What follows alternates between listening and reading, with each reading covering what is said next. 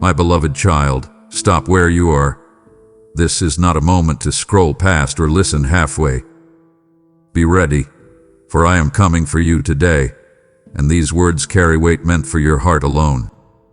I am speaking now because timing matters, because delay costs more than you realize, and because your spirit already knows something is shifting. Listen closely, not just with your ears but with a part of you that has been restless, waiting, watching. Do not treat this as background noise. Stay with me. Stay open. Stay until the end, for every word builds upon the last. What I am about to reveal will clarify what you've been sensing but couldn't name. This is not comfort alone. This is calling. Do not look away. What comes next demands your attention, your response, and your readiness. My child, I need you to slow down long enough to hear this clearly, because the world has trained you to rush past moments that are meant to arrest you. This is not a coincidence. You did not just end up here. You were not randomly scrolling, randomly listening, or randomly pausing. I ordered this moment with intention. I aligned circumstances you cannot see. I delayed some things, disrupted others, and nudged your attention in subtle ways until you arrived right here, right now. And I know how quickly your mind tries to explain things away. I know the voice inside you that says, it's just another message, or this could apply to anyone, or I'll think about this later. But I am speaking directly to you, not to a crowd, not to a vague audience. I am speaking to the real you, the one who feels the pressure of tomorrow before today is even finished, the one who lies awake some nights replaying conversations and wondering if you said too much or not enough, the one who carries responsibility quietly while others assume you're fine. You didn't stumble into this moment. I intercepted you. I stepped into your routine because you have been moving forward on autopilot, doing what needs to be done, holding things together, but somewhere along the way you stopped asking whether you were aligned with me or just surviving. And I refuse to let you drift any further without reminding you that I am involved, present, and intentional about your life. This moment is me saying, look up, pay attention. I am here. You have been asking for clarity, maybe not out loud, but in that tired place inside you where questions pile up. You've been wondering why certain doors stayed closed, why progress feels slower than it should, why your effort doesn't always match the outcome. You thought those questions were signs of doubt or weakness. They weren't. They were signals that your spirit was ready for more truth, more alignment, more awareness. And that is why I brought you here. Because when I speak, it is never random. And when I interrupt your flow, it is because the direction you were headed needed correction, confirmation, or deeper understanding. Let me speak even more plainly now, because I want this to land in your real life, not just your emotions. I know what today looked like for you before this moment. I know the tension in your body that you've learned to ignore. I know the way your shoulders carry weight you don't talk about. I know the frustration of doing the right things and still feeling unseen, still feeling behind, still feeling unsure if you are on the right path. And I know how easy it is for you to assume that if I were truly at work, things would look smoother, clearer, more predictable. But hear me, my presence is not proven by ease. My involvement is not measured by comfort. Many of the most intentional moments I create feel disruptive at first. They slow you down. They unsettle you. They make you question assumptions you've been living on without realizing it. That's what this moment is doing. You felt something when you stopped here, a pause, a nudge, a sense that you should stay. That wasn't curiosity. That was recognition. Something in you knew this wasn't random, even if your mind tried to argue otherwise. And I want you to understand why that matters. Because what I am preparing to do in your life requires awareness. It requires you to stop moving unconsciously, reacting automatically, assuming I am distant or silent. This moment is a marker, a line in the sand, a quiet but firm reminder that your life is not a series of accidents stitched together by effort and luck. It is being guided. But, hey, even the delays that frustrated you were not wasted.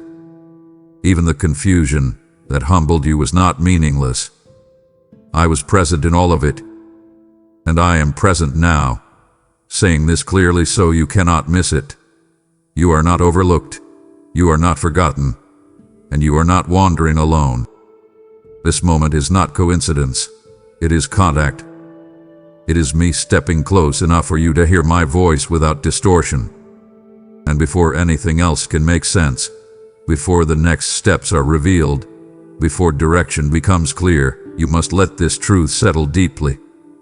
I am here on purpose, and so are you.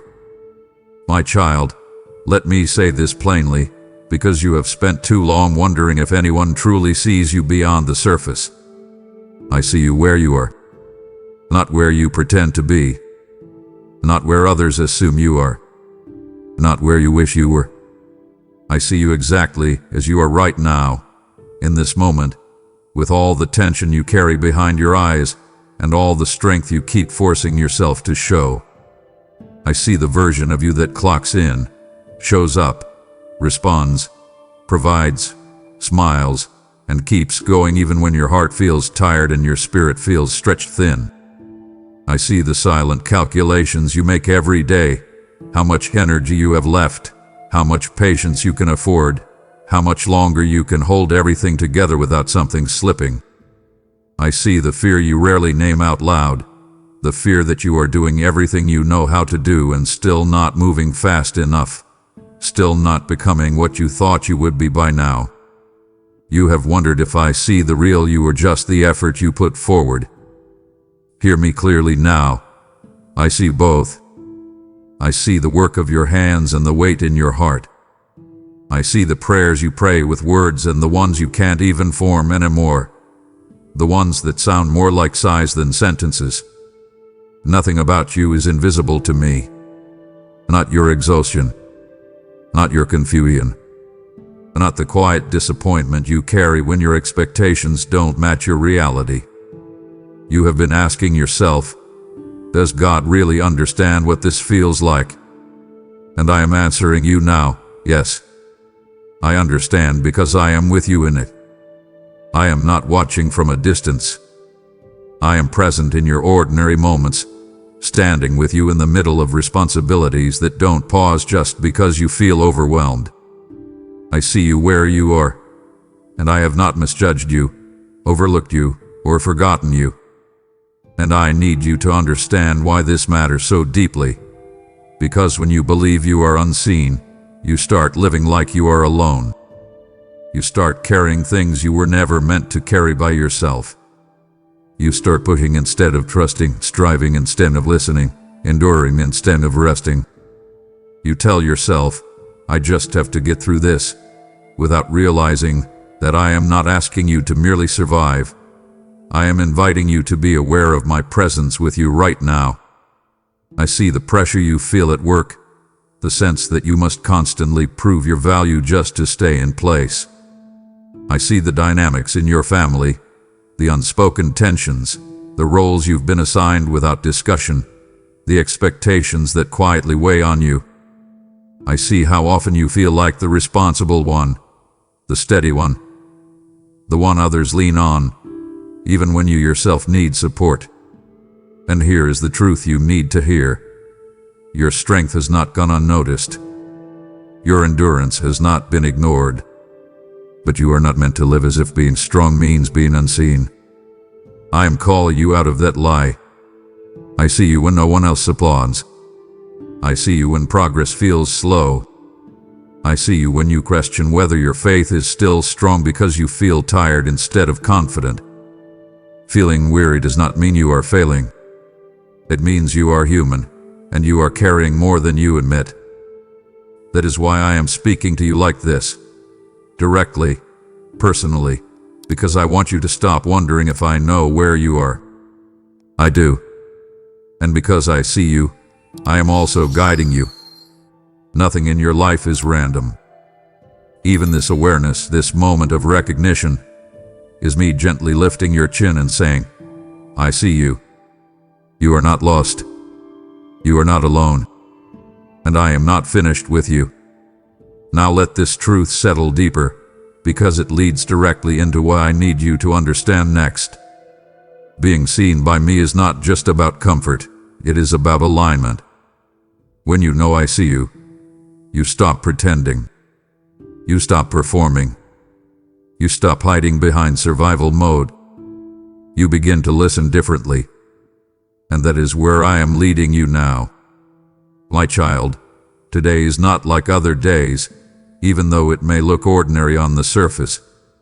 You woke up, moved through routines, handled responsibilities, and the world kept spinning as usual.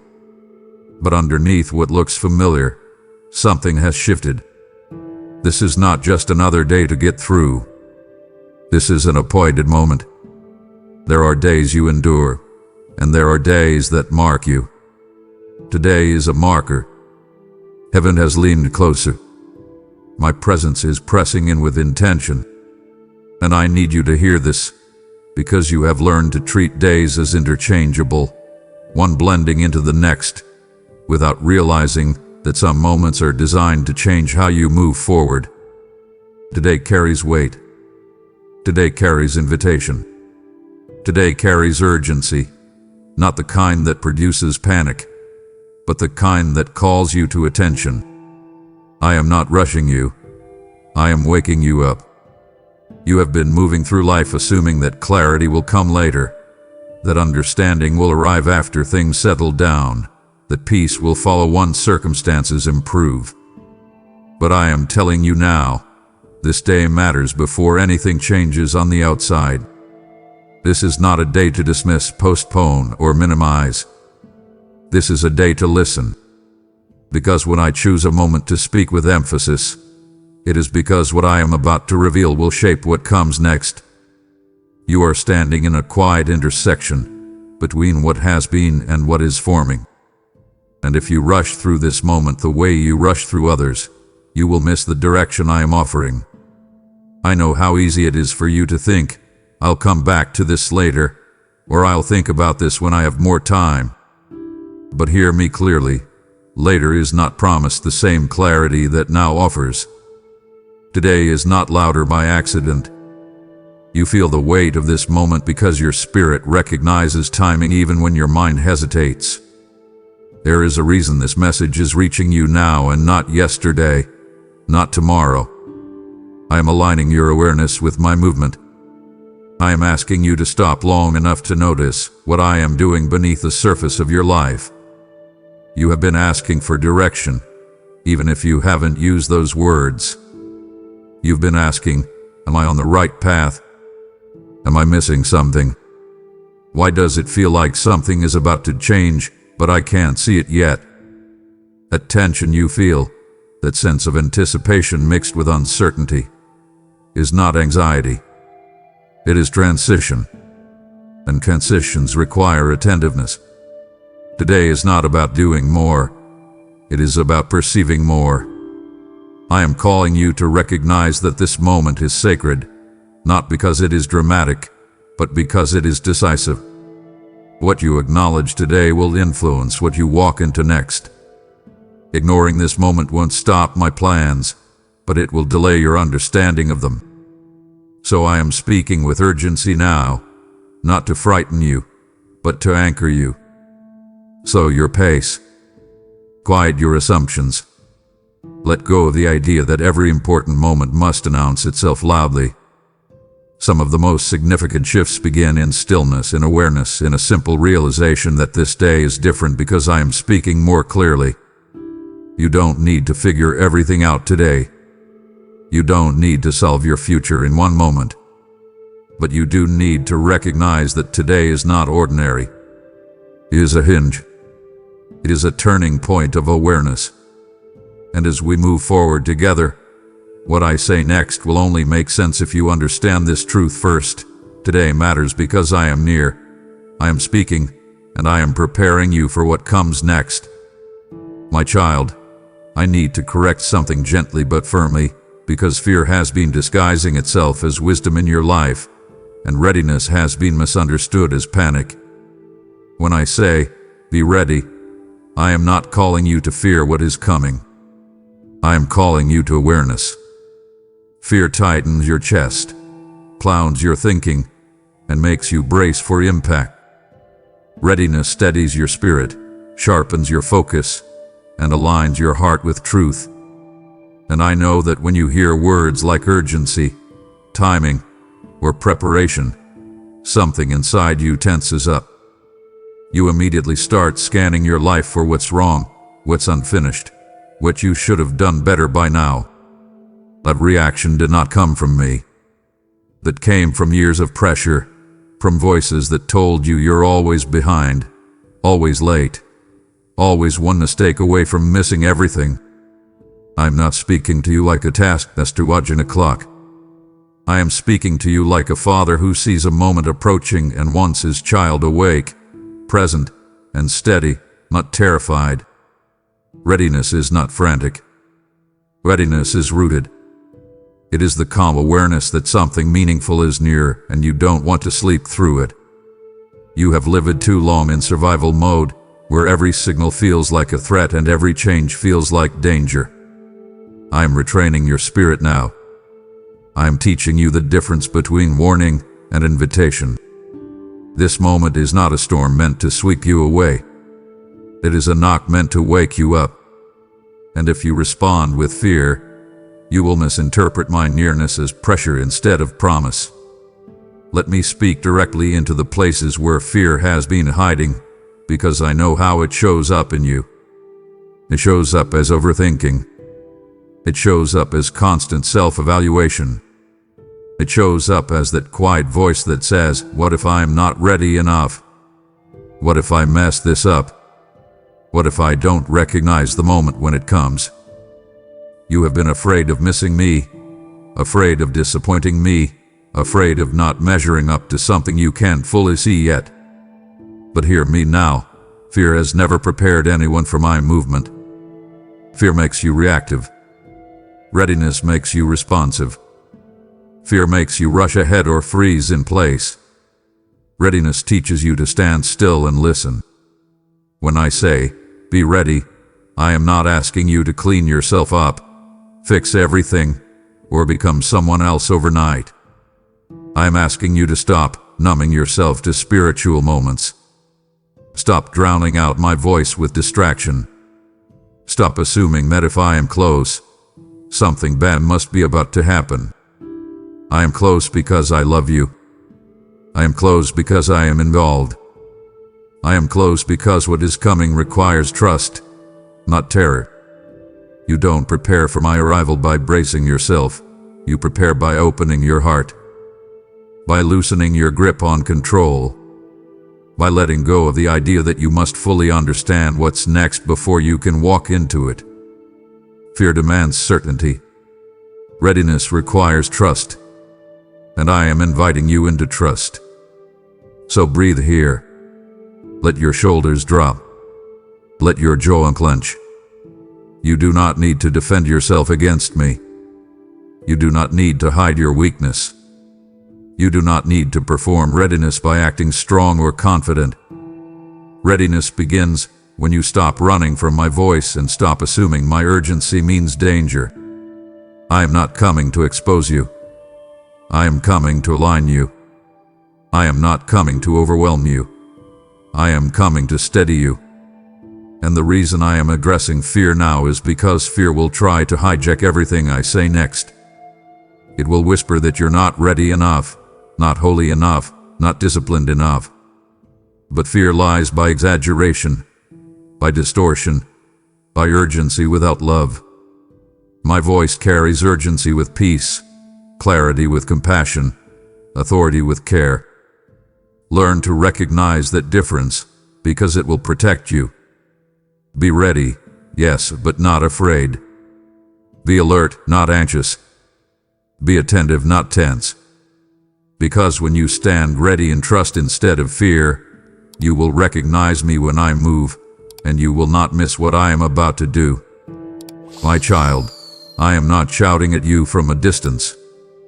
I am not breaking down doors. I am knocking. And there is a reason I knock instead of force. Knocking requires response. Knocking honors relationship. Knocking respects the fact that I desire your willingness, not your compliance. I have been at the door of your heart longer than you realize, and my knock has not always sounded dramatic. Sometimes it has come as a quiet discomfort you couldn't explain. Sometimes it has come as a pause you didn't plan for. Sometimes it has come as a question that wouldn't leave you alone. Is there more than this? You felt those moments, but you often explained them away. You told yourself you were just tired, just stressed, just thinking too much. But that was me. Not accusing, not condemning, knocking. And I know why you hesitated to open. Because opening requires honesty. It requires letting me see what you've been managing behind closed doors. It requires admitting that you don't have everything figured out the way you've been presenting. And you've learned, over time, to keep certain parts of your heart locked, not because you don't trust me, but because you've been hurt before by opening up, by being vulnerable, by hoping too much. So you learned to manage me, to keep me at a respectful distance, close enough to believe, far enough to stay in control. But hear me now. I am not satisfied with distance. Not because I am needy, but because distance is costing you peace, clarity, and rest. I am knocking now with greater clarity, not because I am impatient, but because timing matters. There are moments when a door must be open while the opportunity is present. You don't ignore a knock when you're expecting someone important. And something in you knows this knock is different. It carries weight. It carries familiarity. It carries that feeling that says this matters. And I need you to understand what opening the door actually means, because your mind immediately goes to extremes. You think opening the door means surrendering everything all at once, losing control, being overwhelmed, or being asked to do more than you can handle. That is not what this is. Opening the door means honesty. It means letting me into the rooms you've been cleaning up and the ones you've been avoiding. It means allowing me to speak into your decisions, not just your emergencies. It means listening when I challenge you, not just when I comfort you. You have invited me into your crises, but you have hesitated to invite me into your patterns. And patterns are where transformation happens. I am not knocking to visit. I am knocking to dwell. I want access not because I want to take from you, but because I want to free you from the exhausting work of carrying everything alone. So let me ask you plainly, as a father sitting across from his child, what are you afraid I will see if you open the door fully? A doubt. I already see it. The weariness. I already know it. The habits you're not proud of. They are not hidden from me. The questions you feel guilty for asking. I am not threatened by them. The door is not locked for my protection. It is locked for yours. And keeping it closed is costing you more than you realize. I am knocking now because I want you to experience closeness without fear, correction without shame, direction without pressure. I am knocking because what comes next in your life requires intimacy, not distance. Guidance flows where access is given. Peace settles where resistance ends. And I will not force the door, but I will keep knocking, because love is persistent, and this moment is important. Open the door not perfectly, not bravely, but honestly. Even a small opening is enough for me to step in and change the atmosphere. And once I am inside, you will realize I was never there to overwhelm you. I was there to bring rest. My child, you have felt it, even if you didn't have language for it. That inner stirring did not come from restlessness or imagination. It did not come from boredom or anxiety, and it certainly did not come from fear. It came from me. You felt it when familiar routines suddenly felt thin, like they no longer held the same meaning. You felt it when things that once distracted you stopped working the way they used to. You felt it when silence became louder than noise, when success didn't quiet your questions, when progress didn't settle your soul. That stirring showed up in moments you couldn't explain, when you paused in the middle of your day and felt an unexpected heaviness, or when your chest tightened for no obvious reason, or when a quiet urgency pressed against you without panic but with insistence. That was not pressure. That was awakening. I was touching something deeper than your thoughts. I was stirring your spirit, shaking loose what had grown comfortable but misaligned. And I know you tried to talk yourself out of it. You told yourself you were just tired, just stressed, just overthinking. But the stirring remained. It followed you into your quiet moments, into your prayers, into the space between tasks. Because once I awaken something, it does not go back to sleep easily. That stirring was me saying, there is more ahead, and you cannot enter it halfway. It was me signaling that the season you were in had done its work and something new was approaching, not yet visible, but already active. And here is why the stirring matters so much. It is preparation, not punishment. You have been conditioned to associate inner disruption with danger, with loss, with something going wrong. But not every disturbance is destructive. Some are directional. I stir what I intend to move. I unsettle what I intend to realign. I waken what I intend to use. You felt the stirring because you were getting too comfortable carrying things you were never meant to normalize. Emotional weight, spiritual dullness, quiet compromise, low expectations. You were surviving, yes, but you were no longer fully attentive. And I love you too much to let you drift into numbness. That stirring was not me rushing you. It was me drawing you closer. It was me saying, pay attention to what no longer fits. The frustration you've been feeling with yourself. The sense that something needs to change but you don't know what yet. That is not failure. That is transition. And transitions always begin internally before anything shifts on the outside. I am stirring your discernment. I am sharpening your sensitivity. I am waking you up to my nearness. Because what is coming next in your life cannot be entered casually. It requires awareness. It requires listening. It requires you to stop dismissing spiritual signals as emotional noise. So don't fight the stirring. Don't numb it. Don't drown it out with busyness or distraction. Sit with it. Ask me what it is pointing to. Let it do its work. A stirred heart is a prepared heart. A restless spirit, when guided by me, is not instability. It is movement. You are not losing peace. You are being repositioned for it. And as we move forward, understand this. The stirring you feel now is connected to the readiness I called you into earlier. It is all part of the same conversation. I am waking you up because I am near, and nearness requires awareness. My child, you cannot walk forward carrying everything you have been dragging behind you. And I say this with firmness, not frustration, because I see how heavy your load has become. You have been carrying responsibilities that were meant for a season, not a lifetime. You have been carrying expectations that were placed on you by others and reinforced by your own fear of letting people down.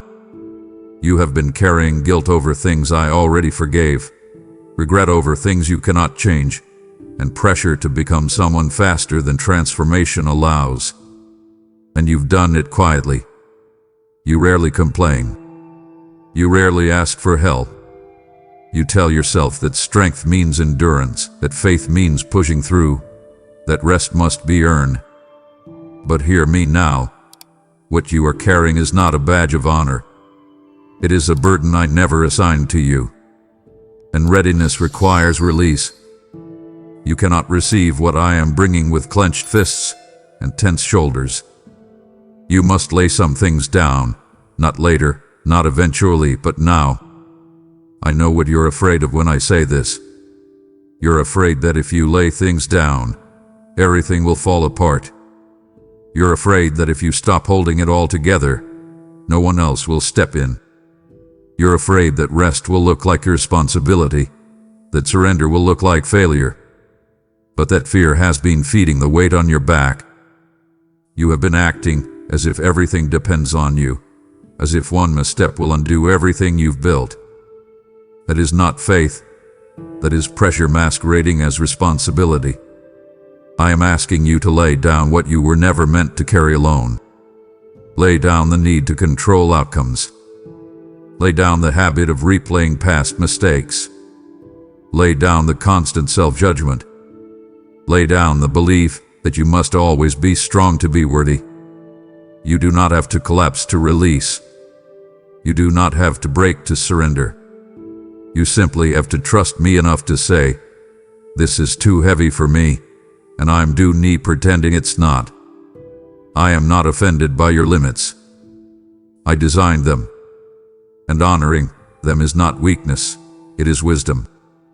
So here is what I want you to do, not symbolically, but practically. Notice where your body tightens when you think about the future.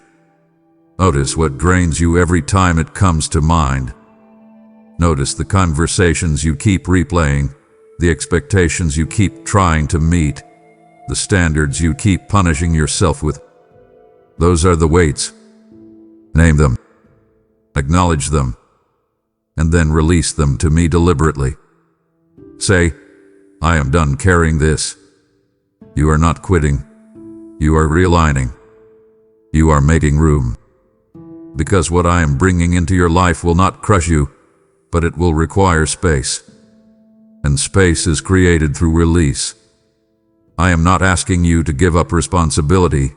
I am asking you to give up false responsibility. The kind that keeps you anxious, exhausted, and spiritually dull. Lay it down. Let your shoulders relax. Let your breath deepen. You were never meant to carry the weight of your entire life alone. And as you release what is weighing you down, you will feel it, not all at once, but steadily. Lightness, clarity, readiness. Because a heart that is free is a heart that can move when I call.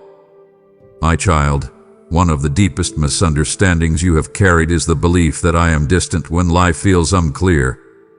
You have measured my closeness by your emotions, by outcomes, by whether prayers seemed answered quickly or not.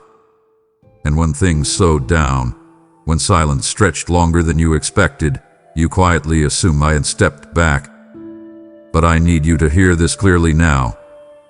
I am closer than you think. I have not moved away from you. I have not withdrawn my attention. I have not grown quiet because I lost interest. I have been near, closer than your next breath, standing with you in moments you thought you were handling alone. I was there in the mundane hours that felt spiritually empty.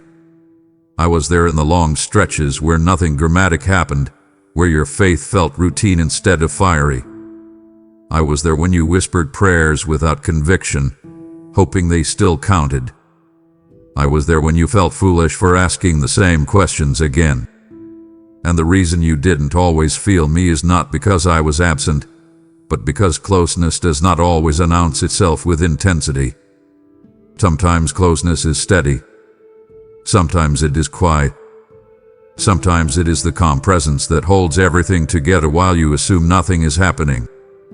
You have been trained to expect my nearness to feel overwhelming, emotional, unmistakable.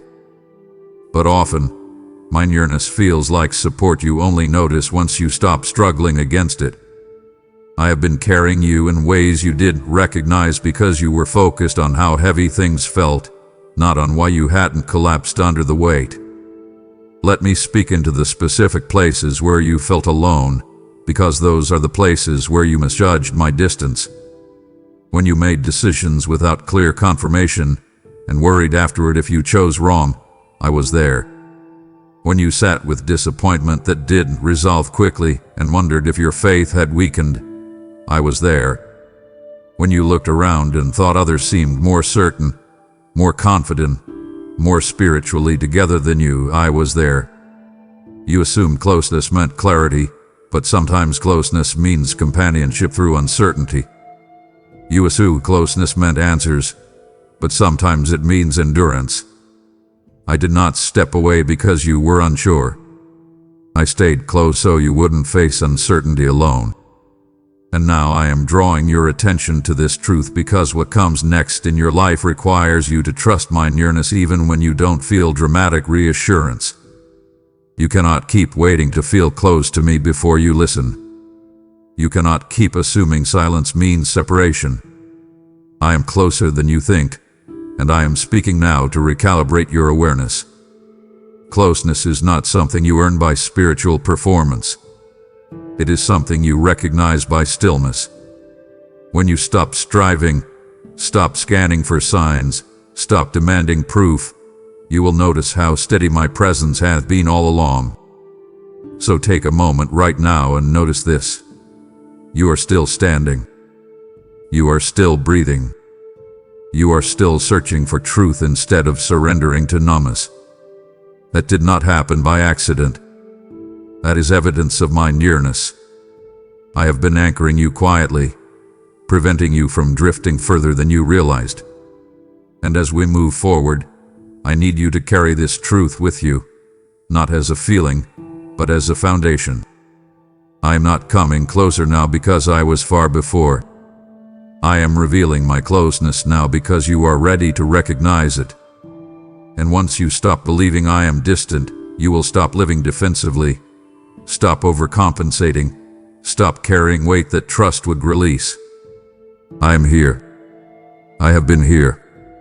And I am not leaving you as we move into what comes next. My child, because I am closer than you think, hear this invitation now.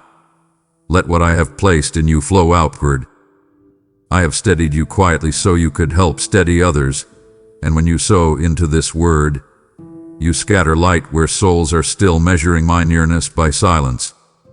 As it is written, those who sow in tears will reap with shouts of joy. And I say to you now, your giving carries my voice into hearts that are still waiting to breathe again. This is not pressure. This is partnership. Your hand meeting mine in the work of harvest.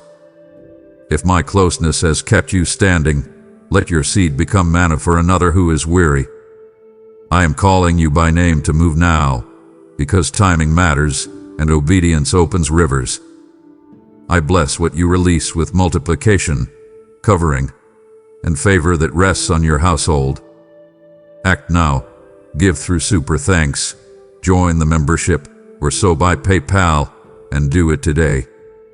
My child, when you hear the word holiness, I know what rises inside you. Deadin. Hesitation. A quiet fear that this is where expectations become unbearable and standards become impossible. You have seen holiness presented as distance, rigidity, and perfection, something reserved for the spiritually elite, not for someone who still struggles, still questions, still wrestles with consistency. But I am calling you to holiness in a different way, and I need you to listen without letting old definitions shut your heart. Holiness is not about pretending you don't struggle. It is about refusing to make peace with what slowly pulls you away from me. Holiness is not isolation from the world. It is alignment with truth while living in it. And this call is coming now because readiness without holiness becomes confusion. Awareness without alignment becomes noise. I am not calling you to be flawless. I am calling you to be honest. I am calling you to stop excusing what dulls your spirit, drains your sensitivity, and keeps you spiritually half awake. There are things you have tolerated because they felt small, manageable, familiar. But small compromises accumulate. Familiar patterns shape direction. And I love you too much to let you drift subtly away while telling yourself everything is fine. Let me name this clearly so you don't misunderstand me. This is not about condemnation. I am not listing your failures. I am not counting your missteps. I'm pointing to alignment. There are thoughts you entertain that erode trust. There are habits you excuse that weaken discipline. There are voices you allow that distort truth. You know this already. You have felt the discomfort, the inner resistance, the sense that something needs to change. And that discomfort is not shame, it is conviction. Conviction is love refusing to let you settle. Conviction is clarity breaking through comfort. I am calling you to holiness because holiness clears your vision. It sharpens your hearing. It strengthens your ability to recognize my voice amid the noise. You cannot walk into what I am preparing for you while clinging to patterns that belong to who you were, not who you are becoming. This is not about trying harder. It is about choosing differently. It is about saying, this no longer fits who I'm aligning with. And yes, it will feel uncomfortable at first. Growth always does. But discomfort in obedience leads to freedom, while comfort in compromise leads to dullness. So hear me carefully now, as a father who desires your fullness, not your fear. Holiness is not withdrawal, it is clarity. It is choosing truth over convenience, integrity over ease, obedience over impulse. It is not about cutting yourself off from life. It is about cutting away what quietly steals life from you. I am calling you higher not because you have failed, but because you are ready. And readiness always invites refinement. This call to holiness is not separate from everything else I have been speaking. It flows from it. If I am close, if this day is appointed, if you are being stirred, then alignment must follow. And I will not leave you to figure this out alone. I will guide you step by step, conviction by conviction, choice by choice. You do not need to become holy overnight. You need to become willing today. And willingness is where transformation begins. My child, I need to speak to you with clarity now, because delay has become your quiet refuge. Not rebellion, not defiance. Delay. You have learned to say soon instead of now, later instead of yes, and I'll think about it instead of I hear you. And you didn't do this because you stopped loving me. You did it because delay feels safer than decision. Delay gives you the illusion of control. It lets you feel faithful without having to move, spiritual without having to change, aware without having to respond. But hear me clearly now, delay has a cost. Not because I am impatient, but because timing matters. You have mistaken my patience for permission to postpone. You have assumed that because I am gracious, moments remain open indefinitely. But there are windows that do not stay open forever, not because my love expires, but because seasons shift. And this is one of those moments where delay will not protect you. It will only dull you. You feel the urgency now because your spirit knows something your mind has been resisting. You are standing at a threshold, and thresholds demand response. You cannot remain half in, half out without becoming stuck. You cannot keep circling the same questions without choosing a direction. I am not asking you to rush blindly. I am asking you to stop hesitating when clarity has already been given. You know what you have been putting off. You know the obedience you keep hating.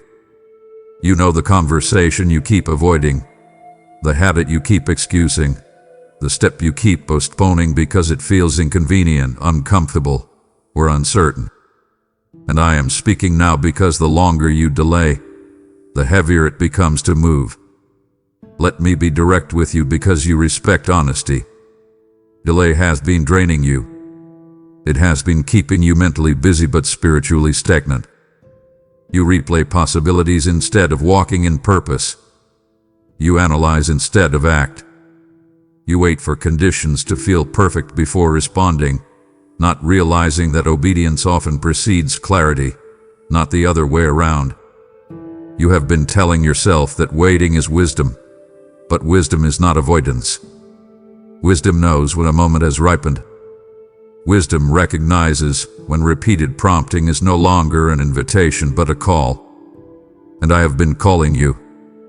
Gently at first, quietly in the background. Now clearly, unmistakably. You feel the pressure because the moment is pressing you toward decision. And I need you to understand this. Delay is not neutral. It shapes you. It trains you to hesitate when I speak. It teaches your heart to second-guess my voice. And over time, it makes obedience feel foreign and response feel heavy. I do not want that for you. I want you responsive, not reactive, decisive, not defensive, trusting, not stalled. You have already spent enough time preparing mentally. You have gathered enough awareness. You have sensed enough confirmation. Now comes the part that fear resists but faith requires: movement. So hear me now, without softening this. You not delay any longer. Not because I will withdraw if you hesitate, but because what I am preparing to release requires motion. Delay will not disqualify you, but it will exhaust you. It will keep you circling instead of crossing over. And I want you free, not tired. I want you aligned, not anxious. I want you moving, not managing tension. This does not mean you must solve everything today. It means you must respond today. A response can be as simple as a yes in your heart, a decision to obey, a willingness to step when I say step. Stop waiting for the feeling of readiness. Readiness is built by response, not before it. And as you move, even imperfectly, you will feel it, the shift, the relief, the clarity that delay was blocking. This is the moment to say, I will not postpone obedience anymore. And when you do, you will realize I was not rushing you. I was leading you out of stagnation and into life. My child, understand this deeply now, because it will anchor you as everything else unfolds. I am coming with purpose, not impulse, not emotion, not reaction. Purpose. Every time I draw near, it is intentional. Every time I speak with urgency, it is directional. I do not interrupt your life to create confusion. I step into your life to bring alignment. And you need to know this, because part of you has been bracing for disruption instead of expecting meaning. You've assumed that if I move, things will scatter, change abruptly, or feel unstable. But when I come, I bring order. I bring clarity. I bring intention. You have lived long enough reacting to circumstances, adapting to pressure, adjusting to demands placed on you by others. Now I am stepping forward to recenter your life around my purpose instead of your survival. And that is why this moment feels weighty. Purpose carries gravity. It pulls things into alignment. It exposes what doesn't fit. It reorders priorities. And that can feel unsettling before it feels peaceful. But do not mistake reordering for chaos. This is not disruption without direction. This is me bringing focus to what has been scattered. I am coming with purpose, because you have reached a point where drifting is no longer an option. You have too much awareness to go back to autopilot. Too much discernment to pretend you don't see what needs to change. Too much calling on your life to keep living reactively. And I know that word, calling, can feel heavy, even intimidating. But calling is not pressure. It is alignment between who you are and what you were created to carry.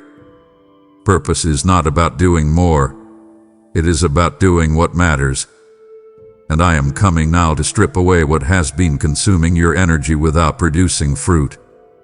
The constant busyness, the scattered focus, the commitments that drain you but don't align with who you are becoming. I am not taking from you. I am refining you. Purpose sharpens. It simplifies. It clarifies. It brings peace not by removing responsibility, but by removing distraction. And as I step closer, you will feel certain things lose their grip, not because you force them out, but because they no longer belong where purpose is taking root. So listen carefully as I say this. I am not coming to overwhelm your life. I am coming to orient it. I am not coming to demand performance. I am coming to establish direction. And the reason I am revealing this now is because purpose cannot be recognized by a distracted heart. It requires attention. It requires stillness. It requires you to stop asking, "What do I need to do next?" and start asking, "What is God aligning right now?" Purpose unfolds progressively, not all at once. I will not dump your future on you in a single moment. I will walk you into it step by step. But the first step is understanding that my nearness has intention behind it. I am coming with purpose for your mind, to bring clarity. With purpose for your heart, to bring peace. With purpose for your life, to bring alignment. And when you stop resisting the weight of purpose and start resting in it, you will realize something powerful. This is not pressure. It is placement. I am placing you where you belong. My child, I need to free you from something that has been quietly exhausting you, the belief that you must perform for my approval.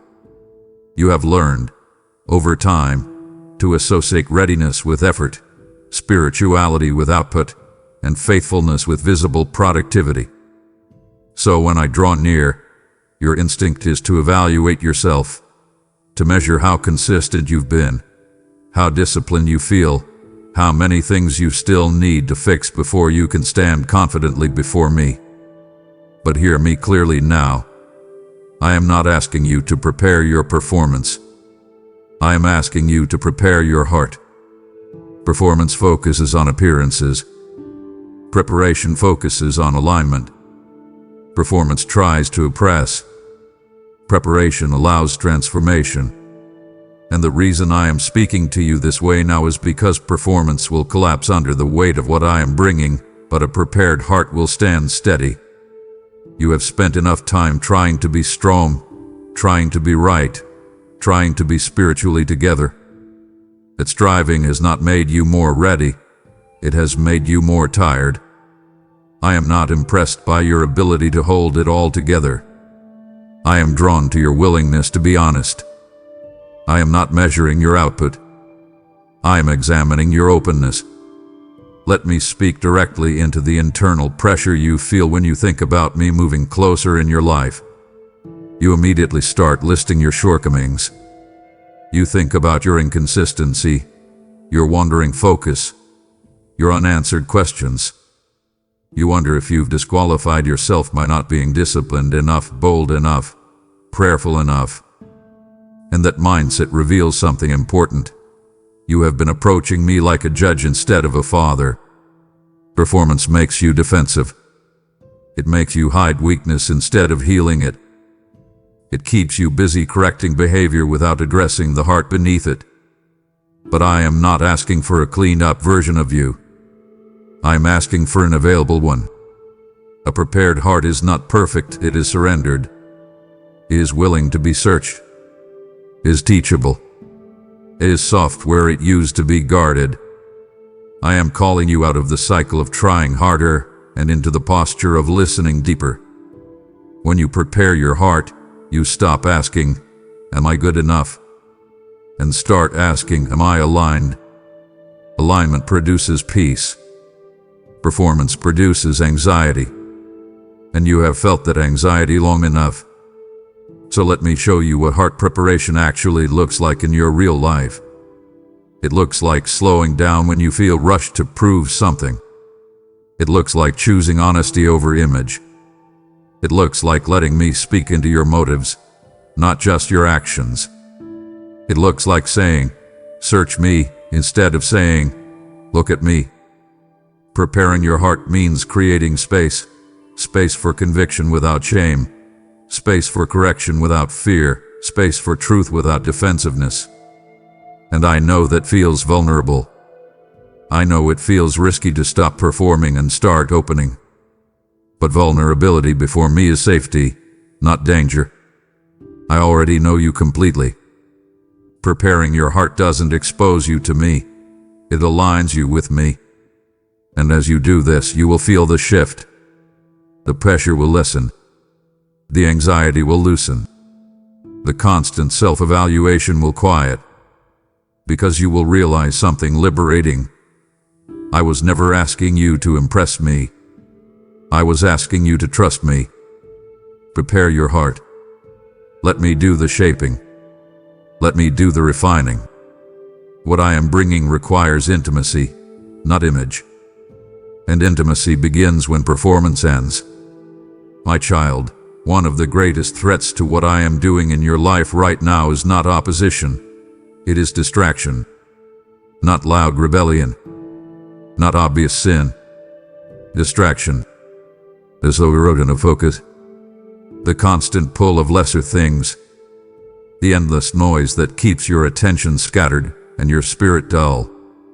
You live in a world that competes aggressively for your awareness, and over time, you have learned to exist in a state of divided attention. You listen while scrolling. You pray while multitasking. You reflect while rushing. And without realizing it, you have trained your heart to skim instead of sink, to react instead of remain. And that is why I am calling you out of distraction now, not because you are careless, but because you are important. What I am saying to you cannot be received by a distracted heart. Direction requires focus. Relationship requires presence. Transformation requires attention. And I am not raising my voice to compete with the noise. I am asking you to turn the noise down. Let me be very specific here, because distraction often hides behind productivity. You are busy, but not always attentive. You are informed, but not always aligned. You consume content, ideas, opinions, and information constantly, yet your spirit rarely gets time to breathe. You jump from thought to thought, task to task, moment to moment, and at the end of the day you feel full but unsatisfied, tired but restless. That is the fruit of distraction. It promises stimulation but delivers emptiness. And I see how it had been shaping your inner world, how it has shortened your attention span for stillness, weakened your tolerance for silence, and made deep reflection feel uncomfortable. That discomfort is not a flaw. It is a signal that your spirit has been overcrowded. And I am calling you out because what I am about to do requires space to land. Seeds cannot grow in soil that is constantly being disturbed. My voice cannot be discerned clearly when it is competing with everything else you allowed equal weight. So hear me now, not as a command meant to restrict you, but as an invitation meant to free you. Choose focus again. Choose stillness again. Choose depth again. You do not need to disconnect from the world entirely, but you do need to disconnect from the lie that everything deserves your attention. Some things must be turned down so I can be heard clearly. This is not about discipline for discipline's sake. It is about devotion. About deciding what shapes you and what doesn't. About guarding your attention because your attention shapes your direction. And as you respond to this call, you will notice something powerful. Clarity will increase.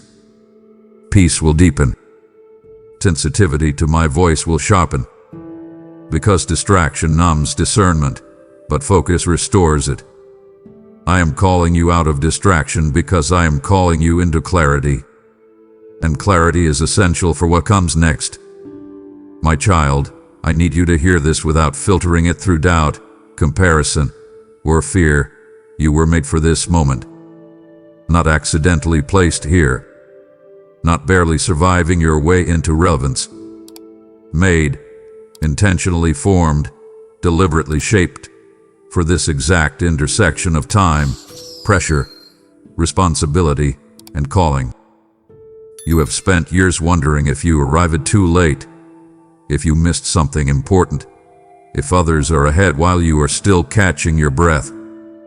You have looked at your life and measured it against timelines that were never mine, and every time you did, discouragement whispered that you were behind. But hear me now, I do not work on your deadlines. I work on alignment. And everything you have lived, endured, learned, lost, and survived had been preparing you for now. This moment did not surprise me. It did not sneak up on heaven. I shaped you with this season in mind, your sensitivity, your resilience, your capacity to feel deeply, your ability to endure quietly. Even the things you thought disqualified you have trained you. Even the delays you resented refined you. You are not here by chance. You are here because you are equipped in ways you have underestimated. I know you don't always feel equipped. I know there are days you feel like you're improvising instead of leading, reacting instead of moving with confidence. But calling is not proven by comfort. It is revealed by placement. If you were not meant for this moment, you would not be in it. I do not misplace my children. And the pressure you feel right now is not proof that you are failing. It is evidence that your life matters at a deeper level than you've allowed yourself to believe. You feel the weight because this moment requires discernment, courage, and awareness. And yes, it stretches you. Yes, it exposes areas where you feel unsure. But stretching is not breaking. Exposure is not rejection. This is what growth feels like when destiny draws close. You were made to carry this moment, not perfectly, but faithfully. Not fearlessly, but obediently. I am not asking you to subtly become someone else. I am asking you to trust that who you are becoming is not random. Your compassion was shaped for this. Your endurance was trained for this. Your ability to see beneath the surface, to sense when something is off, to care deeply even when it costs you, that was not wasted. That was preparation. So stop telling yourself you are unqualified. Stop assuming others are better suited, stronger, more capable. Comparison will only blind you to your assignment. You were not called to be someone else. You were called to be present, attentive, and responsive as yourself. And the reason I am saying this now is because hesitation thrives while identity is unclear. When you doubt whether you belong in this moment, you shrink back. You delay. You overthink. But when you understand that you were made for this, something shifts. Your posture changes. You stop waiting for permission. You stop asking if you're allowed to step forward. You begin to stand differently, not arrogantly, but anchor. I am not rushing you into performance. I am grounding you in identity. You are not late. You are not early. You are on time. And this moment is asking you to show up with awareness, humility, and trust. I will not abandon you here. I will not leave you to figure this out alone. You are made for this moment, and I am with you in it. My child, one of the quiet dangers in seasons like this is not rebellion. It is resistance. Not loud refusal, but subtle hardening. It happens slowly. A little disappointment that never gets processed. A prayer that felt unanswered. A correction that felt uncomfortable. Over time, instead of leaning in, you start pulling back. You don't stop believing. You just stop feeling. You protect yourself by staying guarded, by lowering expectations, by telling yourself not to hope too much or trust too deeply. And without realizing it, your heart begins to harden, not toward me in anger, but toward me in self-defense. That is why I am speaking now, because a hardened heart cannot receive what I am bringing. Not because I withdraw, but because resistance dulls sensitivity. And I need your heart soft, not fragile, soft enough to respond, soft enough to be shaped, soft enough to hear even when the message challenges you. You have been strong for a long time. You have endured quietly. And endurance, when left unattended, can turn into emotional armor. Armor that once protected you can eventually block intimacy. I am not asking you to relive old pain. I am asking you to let go of the posture that says, I'll stay guarded just in case. Let me be clear, softness is not weakness. A soft heart is responsive, not naive. It listens. It discerns. It adjusts. Hardness, on the other hand, resists change, resists correction, resists vulnerability. And I see where hardness has tried to take root in you, not because you are stubborn, but because you were hurt, tired, or disappointed. You learned to brace instead of receive, to analyze instead of trust, to expect less so you wouldn't be let down. But that posture will not carry you into what I am doing now. You cannot stay protected and transform at the same time. You cannot remain guarded and guided. And I say this gently, but firmly.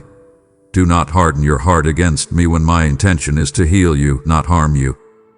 When I correct you, it is not rejection. When I challenge you, it is not condemnation. When I call you higher, it is not because you failed lower. It is because you are ready. So I am asking you to choose softness again. Not emotional instability. Not unchecked vulnerability. But intentional openness. A willingness to feel, to listen, to adjust. A willingness to say, speak, even if what you say stretches me. You do not need to agree with everything immediately. You do not need to understand everything at once. But you do need to remain open. Because openness keeps your spirit alive. Hardness leads to stagnation. And I am moving. I am speaking. I am guiding. This moment requires a heart that can still respond. So check yourself honestly. Where have you pulled back?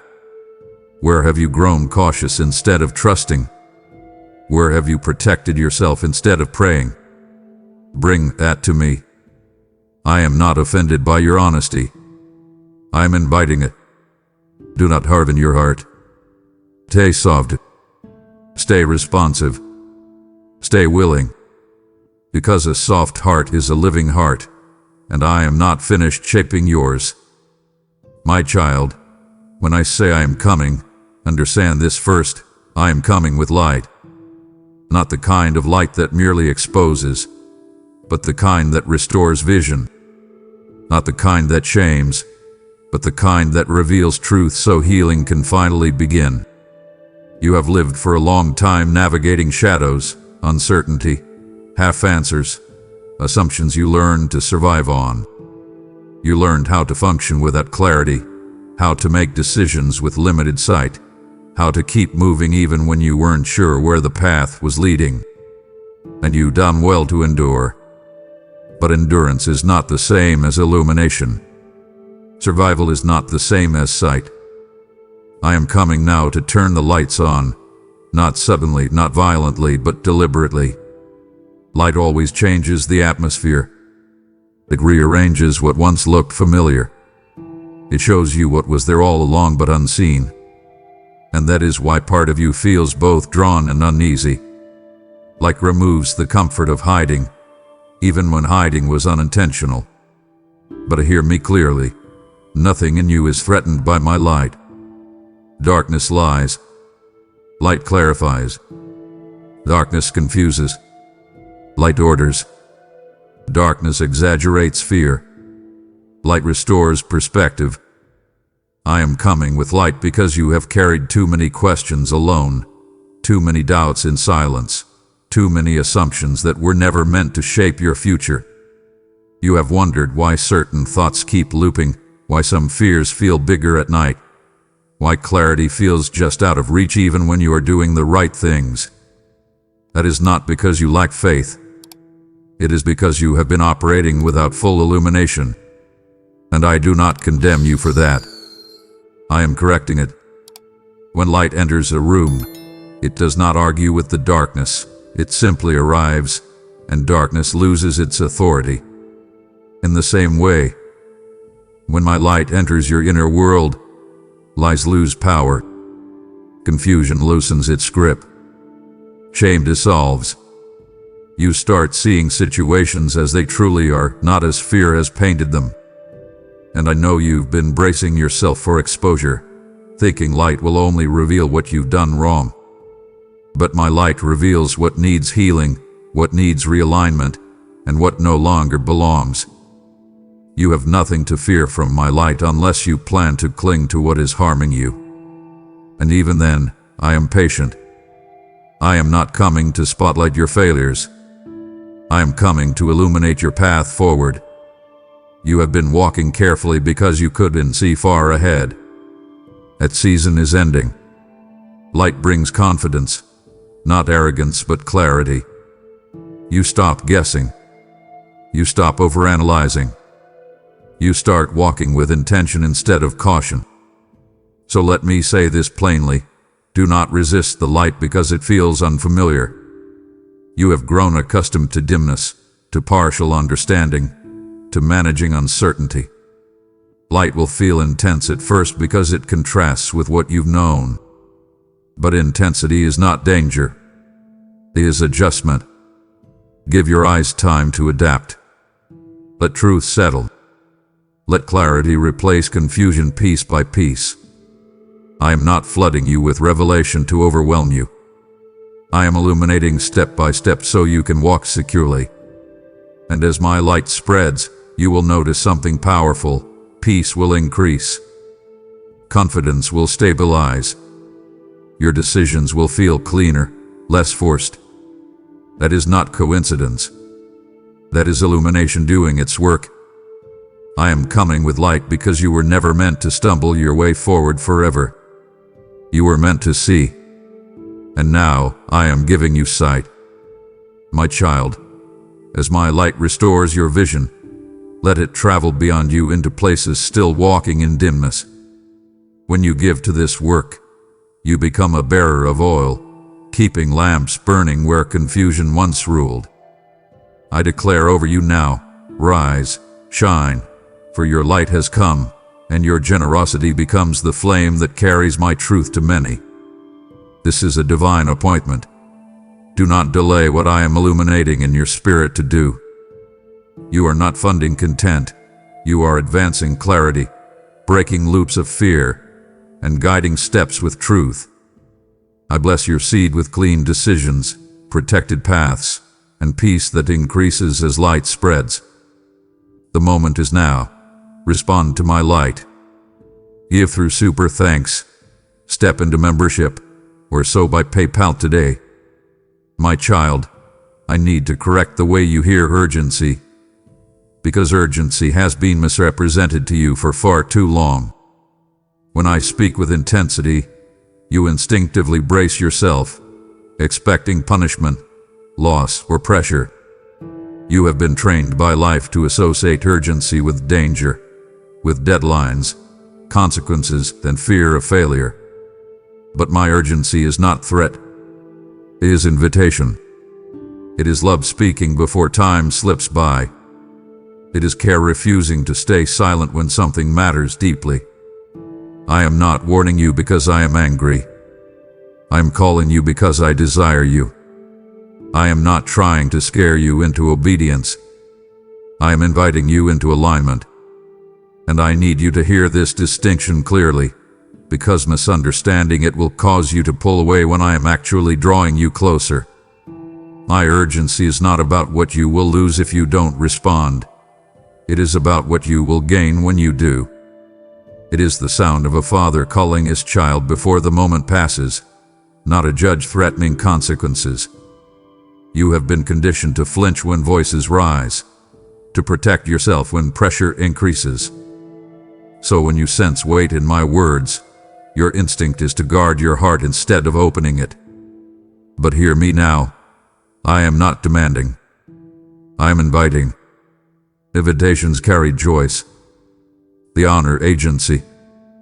They wait for response. A threat corners you. An invitation calls you forward.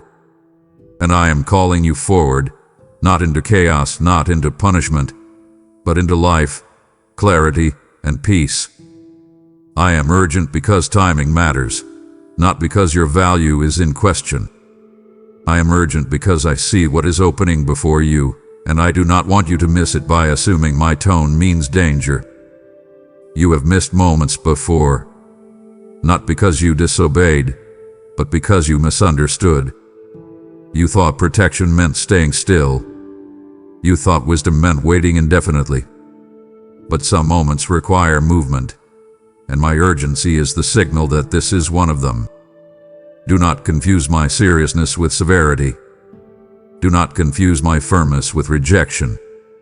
I am speaking plainly because love does not mumble when clarity is needed. So receive this invitation as it is meant to be received, with trust, not tension. You are not being cornered. You are being called. You are not being threatened. You are being welcomed. The door before you is open because I opened it, not because you forced it. And I am standing near it, inviting you to step forward with me. You do not have to understand everything on the other side. You only have to trust the one calling you through. My urgency is mercy in motion. It is love refusing to delay when delay would cost you peace. It is guidance arriving before confusion settles in. And as you respond, not perfectly, not fearlessly, but willingly, you will feel it. Relief. Alignment. A sense that you did not mishear me after all. This is not a threat. This is an invitation. And it has your name on it. My child, readiness is not only about what you prepare to receive. It is also about what you are willing to release.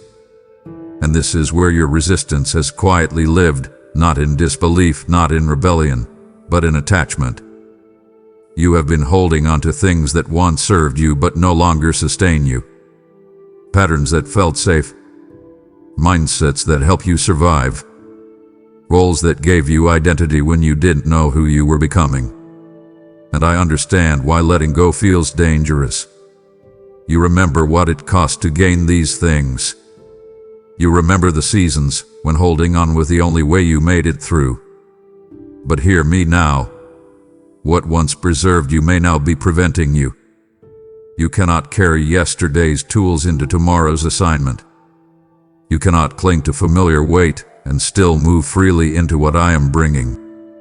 Letting go is not loss when I am the one asking for it. It is transition. And transitions always feel like loss before they feel like freedom. I am asking you to let go, not because what you hold is evil, but because it is no longer aligned. Some of what you are gripping is not sin. It is comfort. And comfort, when clung to too tightly, becomes constraint. You have grown used to certain way of thinking, certain emotional defenses, certain habits of control. You tell yourself they keep you safe, but they are also keeping you contained. You fear that if you let go, you will be exposed, uncertain, or unprotected. But the truth is this: you are already carrying the weight of what no longer fits. You feel it in your exhaustion. You feel it in your frustration.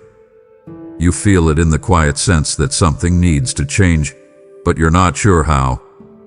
That feeling is not condemnation. It is invitation. I am not ripping anything from your hands. I am asking you to open them. Release what you have been managing so I can give you what you have been missing. You do not need to know exactly what comes next to let go of what is now. You only need to trust me enough to loosen your grip. Let me speak into the fear beneath your resistance, because I see it clearly.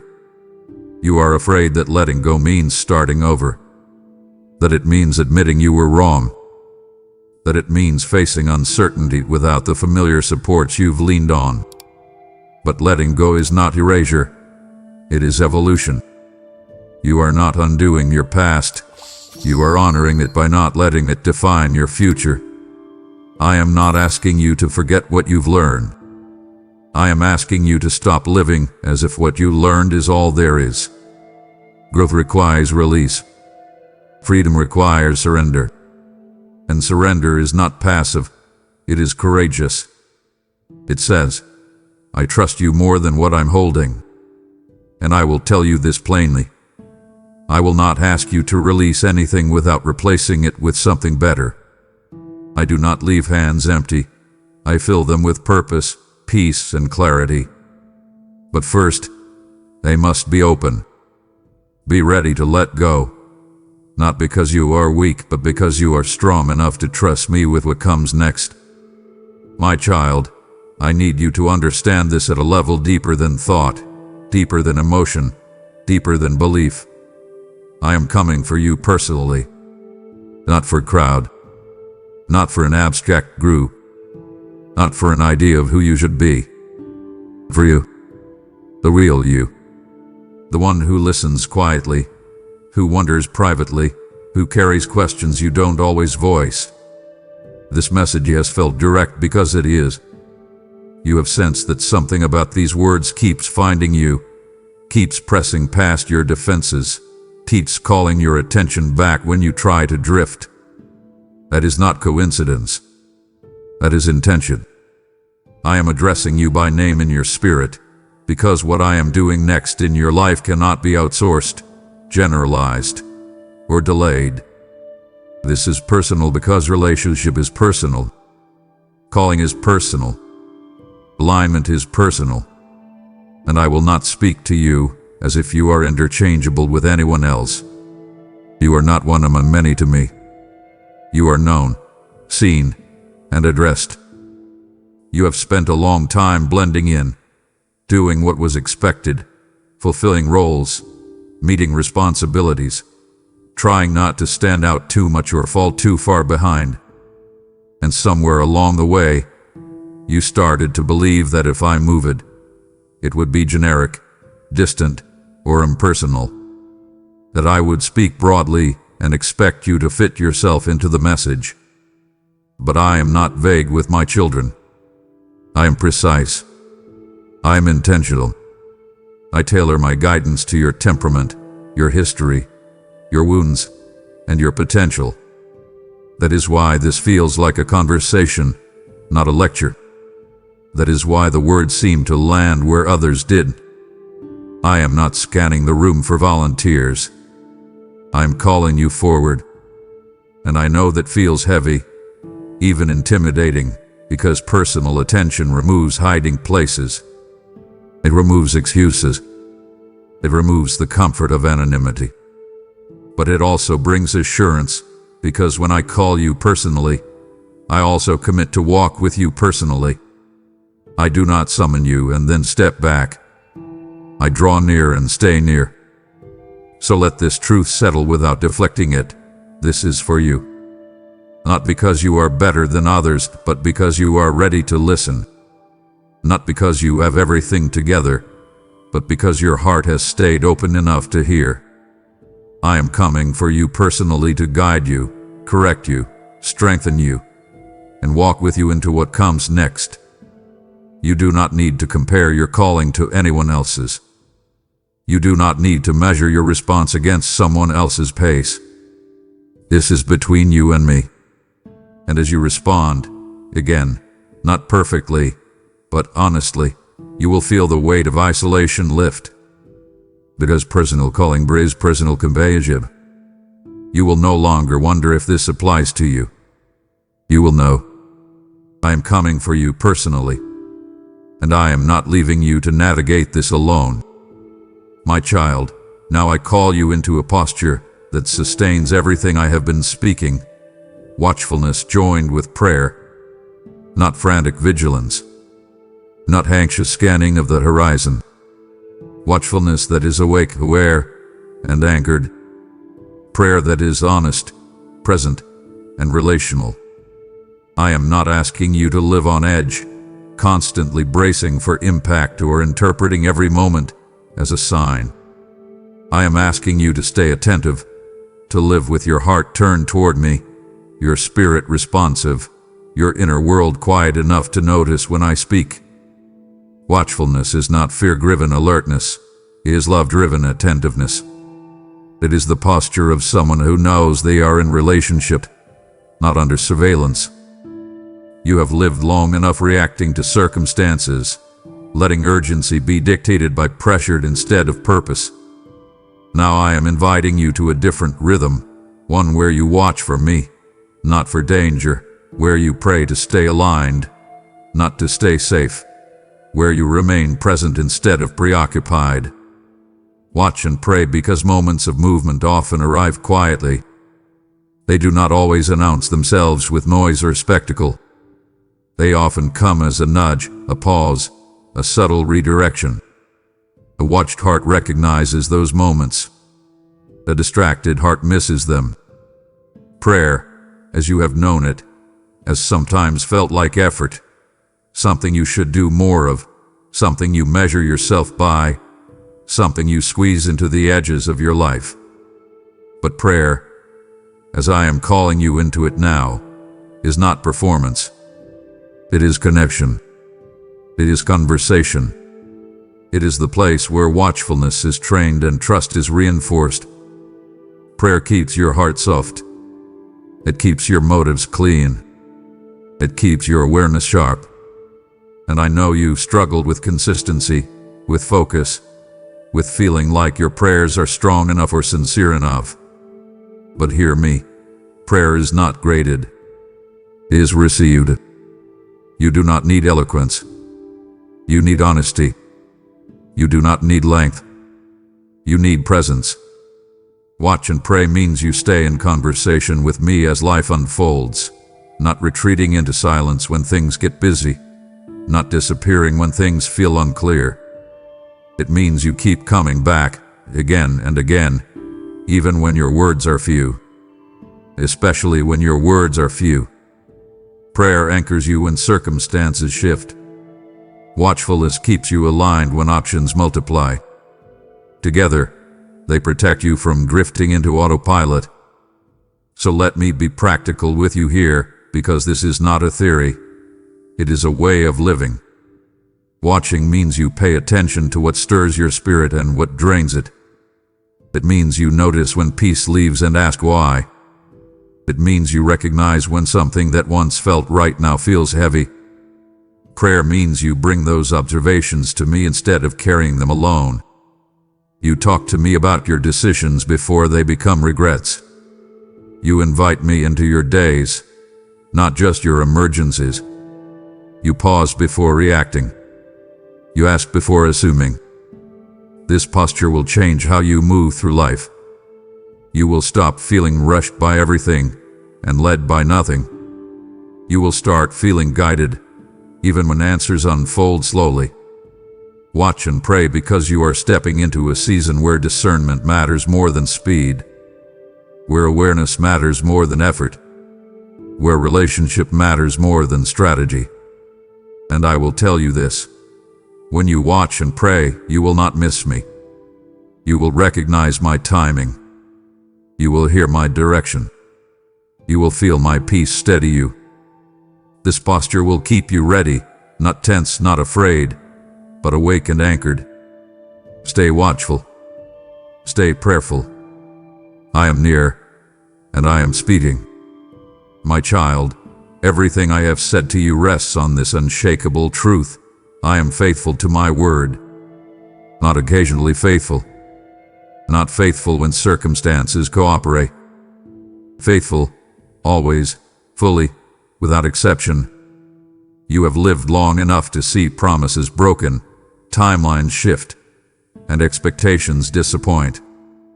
And those experiences taught you to guard your hope, to lower your expectations, to assume that even good words must be held loosely because they may not come to pass. That instinct protected you from pain, but it also muted your trust. And now I am asking you to let trust breathe again, not because people will always be faithful, but because I am. When I speak, I do not guess.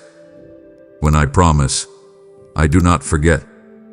When I declare something over your life, it does not expire because time passes or conditions change. My word is not subject to mood, momentum, or human inconsistency. It stands. It remains. It accomplishes what I send it to do. And I know you've wrestled with the gap between what I've spoken and what you've seen. That gap has tested you. It has tempted you to reinterpret my words, to shrink them down, to assume they were symbolic instead of specific. But hear me now. Delay does not mean denial. Silence does not mean abandonment. Waiting does not mean forgetting. I am faithful to my word even when the fulfillment unfolds slowly. Let me address the disappointment you've carried quietly. The moments you wondered if you misunderstood me, if you heard wrong, if you hoped too much. You replay promises in your mind and wonder why reality hasn't caught up yet. And part of you has stopped expecting, not because you stopped believing, but because expecting felt risky. But I am inviting you to trust my faithfulness again.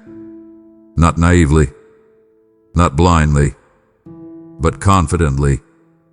Faithfulness is not proven by speed, it is proven by consistency.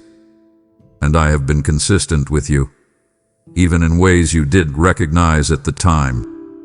I have kept you when you could have fallen further. I have redirected you when you could have chosen paths that would have harmed you. I have sustained you when you felt close to giving up. Those were not accidents.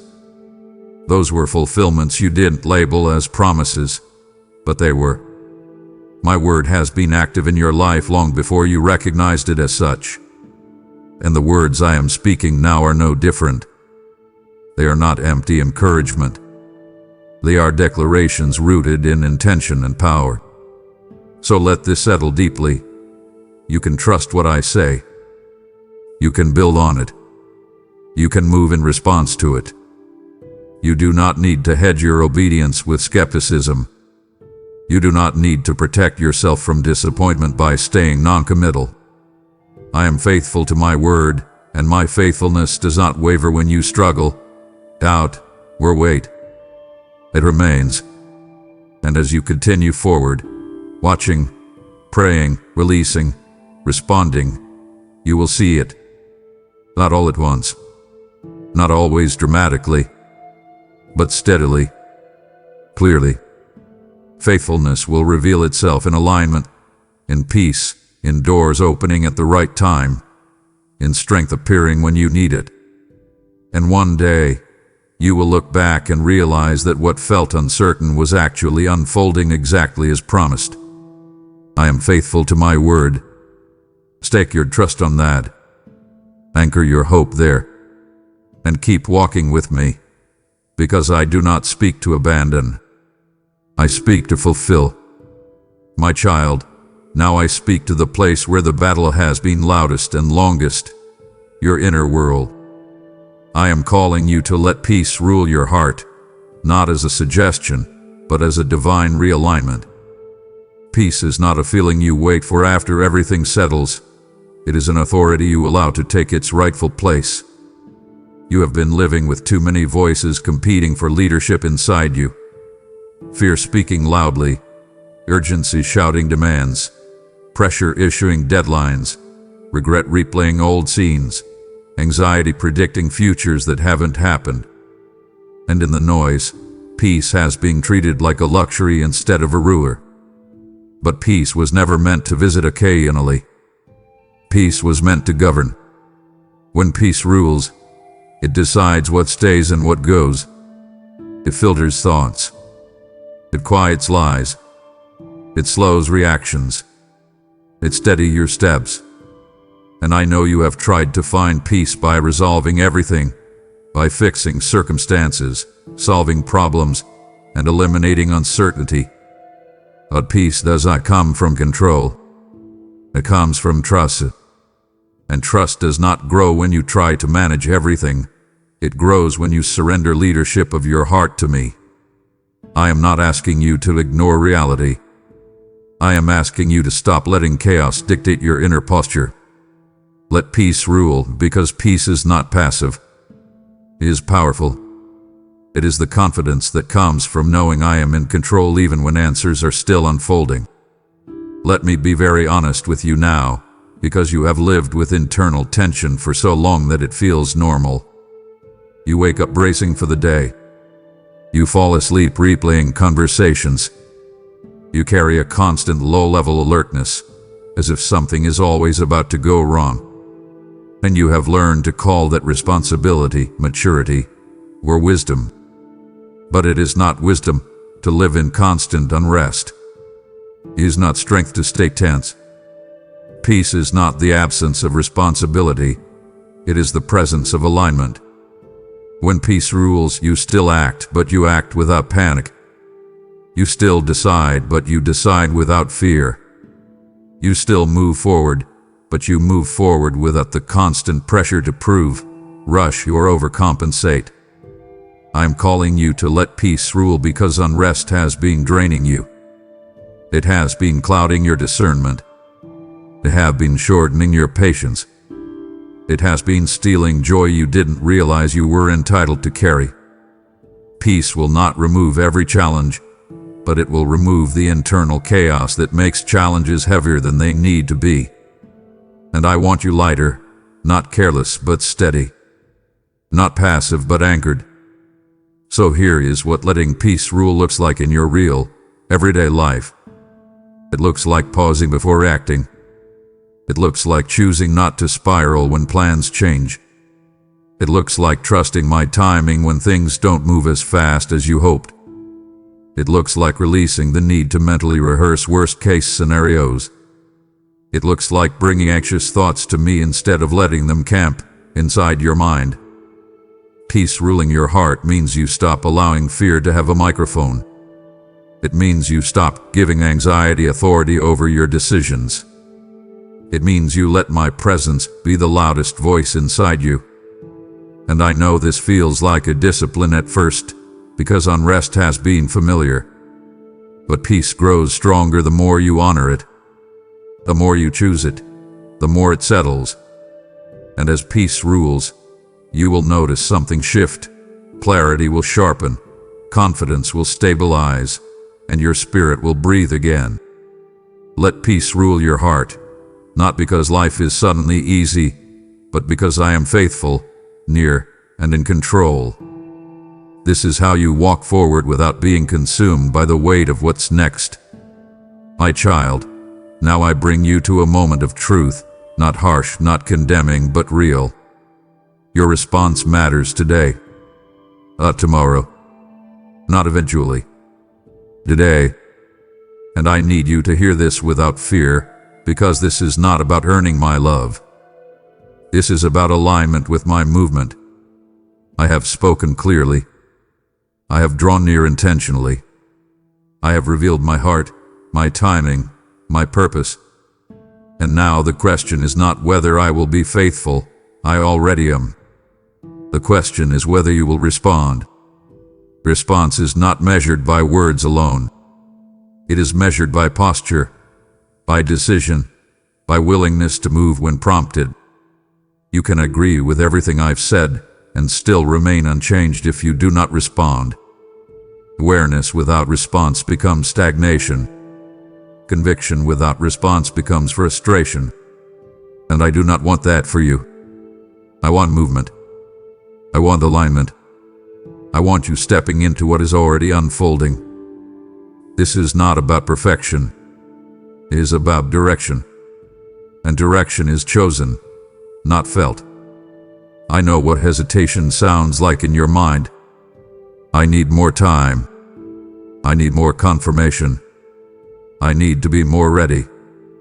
Those thoughts feel responsible, but they are often rooted in fear of commitment. Commitment makes things real. Commitment removes the safety of delay. Commitment says, I am choosing. And choosing always feels vulnerable. But hear me. Obedience does not require full understanding. It requires trust. You will not always feel confident when you respond, but confidence grows through obedience, not before it. You are waiting for certainty, but certainty follows response. I am not asking you to leap blindly. I am asking you to take the step I am putting before you. The one you already know about. The one you keep circling around. The one you felt stirred toward again and again. That step matters. It shifts alignment. It opens clarity. It releases momentum. Your response today is not about finishing the journey. It is about starting to walk it. So let this moment be marked by honesty and courage. Respond in the way you know how. Maybe your response is surrender, finally releasing something you've been holding too tightly. Maybe it is obedience, taking an action you've been delaying. Maybe it is repentance, realigning your heart where compromise crept in. Maybe it is trust, choosing peace over anxiety, faith over control. Your response does not need to be loud. It needs to be real. Heaven responds to genuine movement, not polished declarations. And I am watching, not to judge, but to guide. I am ready to meet your response with grace, strength, and clarity. This moment matters because moments shape direction, and direction shapes destiny. Your response today is not small. It is significant. Choose alignment. Choose movement. Choose to respond. I am here, and I am ready to walk with you as you do. My child, I need you to lift your eyes now, not away from reality, but above discouragement, because you have quietly believed the lie that obedience only costs and never restores. You have watched others seem to advance while you waited. You have chosen restraint when indulgence was easier. You have said no when yes would have brought comfort or approval. And part of you has wondered, even if you never said it out loud, was it worth it? Hear me clearly now. I am coming with reward. Not as payment for performance, but as the natural outcome of faithfulness. Reward is not a transaction. It is a manifestation. It is what happens when alignment meets timing. You were never storing obedience in a void. Nothing you surrendered disappeared. Nothing you delayed was wasted. Nothing you endured was unseen. I have been keeping record, not coldly, not mechanically, but attentively, as a father who notices when his child chooses trust over ease. And now I am telling you this, because I do not want you walking forward assuming sacrifice is all there is. Sacrifice prepares the ground. Your word reveals the harvest. You have defined reward too narrowly in the past. You thought it had to look like instant success, public recognition, or visible breakthroughs. But my rewards are deeper, stronger, and more sustaining than applause. I reward with peace that doesn't evaporate under pressure, with clarity that doesn't collapse under uncertainty, with doors opening at the right time instead of forcing your way through the wrong ones. I reward with restoration of joy where disappointment once lived, with confidence that doesn't depend on validation, with relationships that are aligned instead of draining. And yes, there are tangible blessings too, but they come as overflow, not compensation. I am not repaying you for suffering. I am restoring you beyond it. You have been faithful in ways no one applauded. You stayed honest when shortcuts tempted you. You stayed open when bitterness would have been easier. You stayed present when quitting felt justified. And you need to know this now because the enemy would love you to believe that endurance only leads to exhaustion. That lie is breaking. Faithfulness produces fruit. Obedience positions you for increase. Waiting sharpens discernment.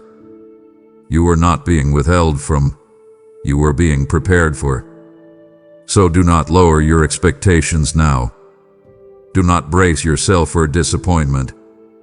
Do not assume that what comes next will look like more of the same. I am coming with reward because reward confirms direction. It strengthens trust. It reminds you that walking with me is not an endless uphill climb without rest. You will see it, not all at once, not in every area immediately, but you will recognize it. Things will begin to align more naturally.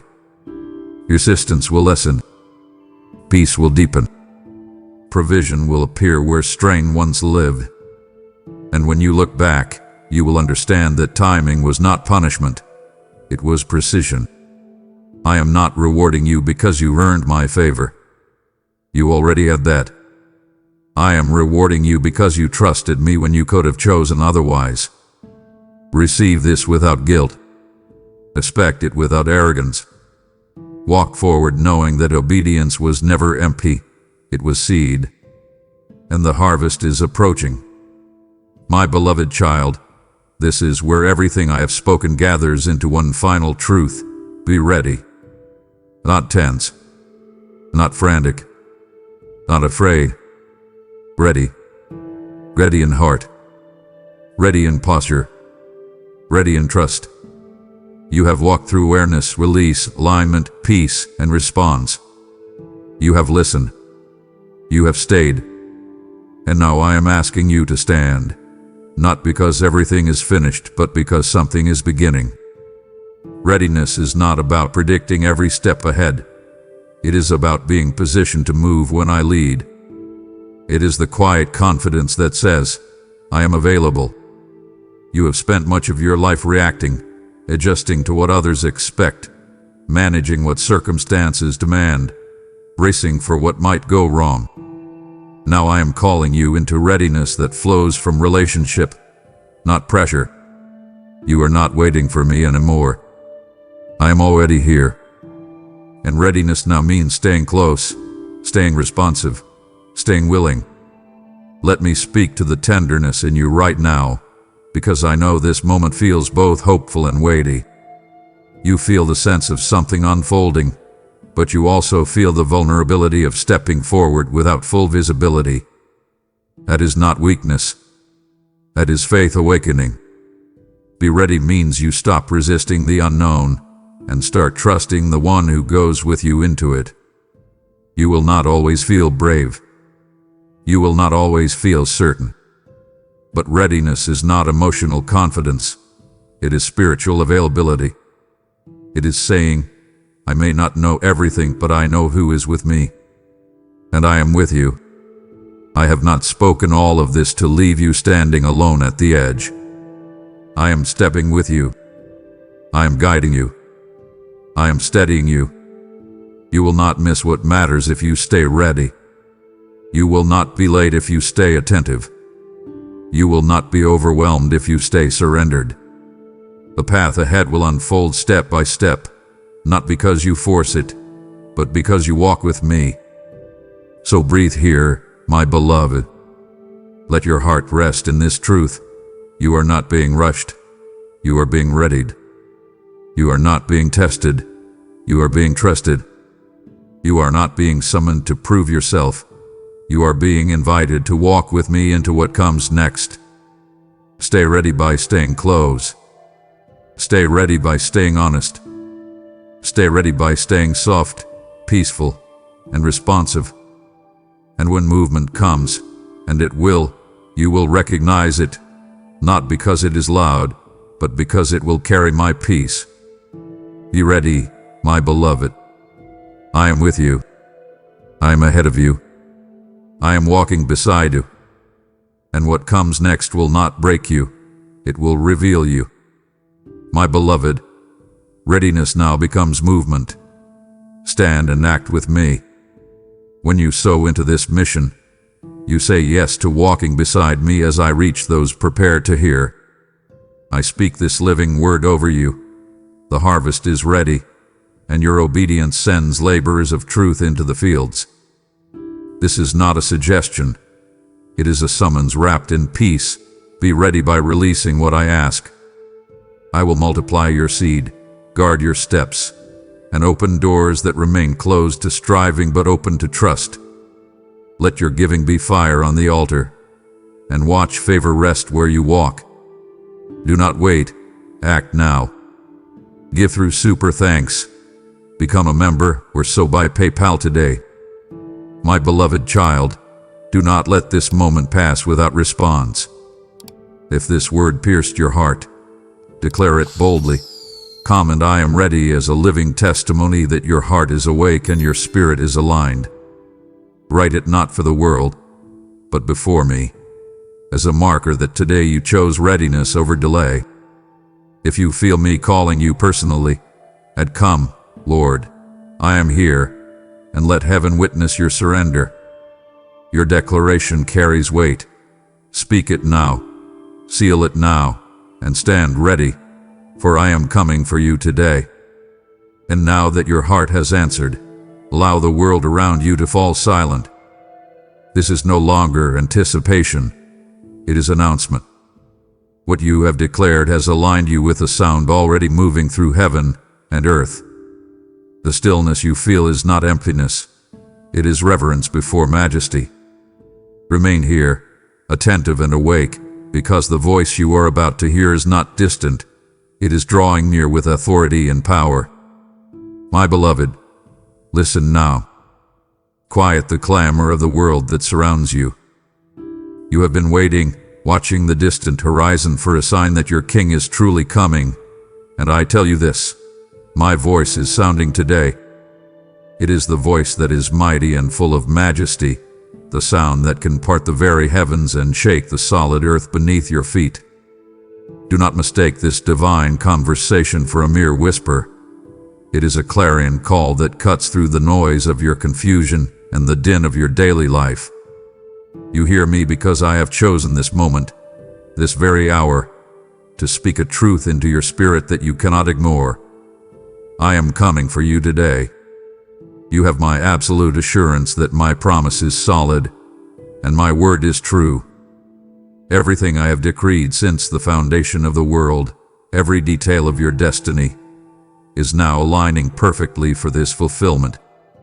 I know you look around, my child, and you question the uncertainty of tomorrow, feeling that heavy knot in your stomach about the future, about your work, and about the tensions in your household. But I have laid out the signs plainly before you, interwoven them into the tapestry of your world and the very rhythm of your life, so that you may clearly discern my appointed time. Look up and observe my hand at work.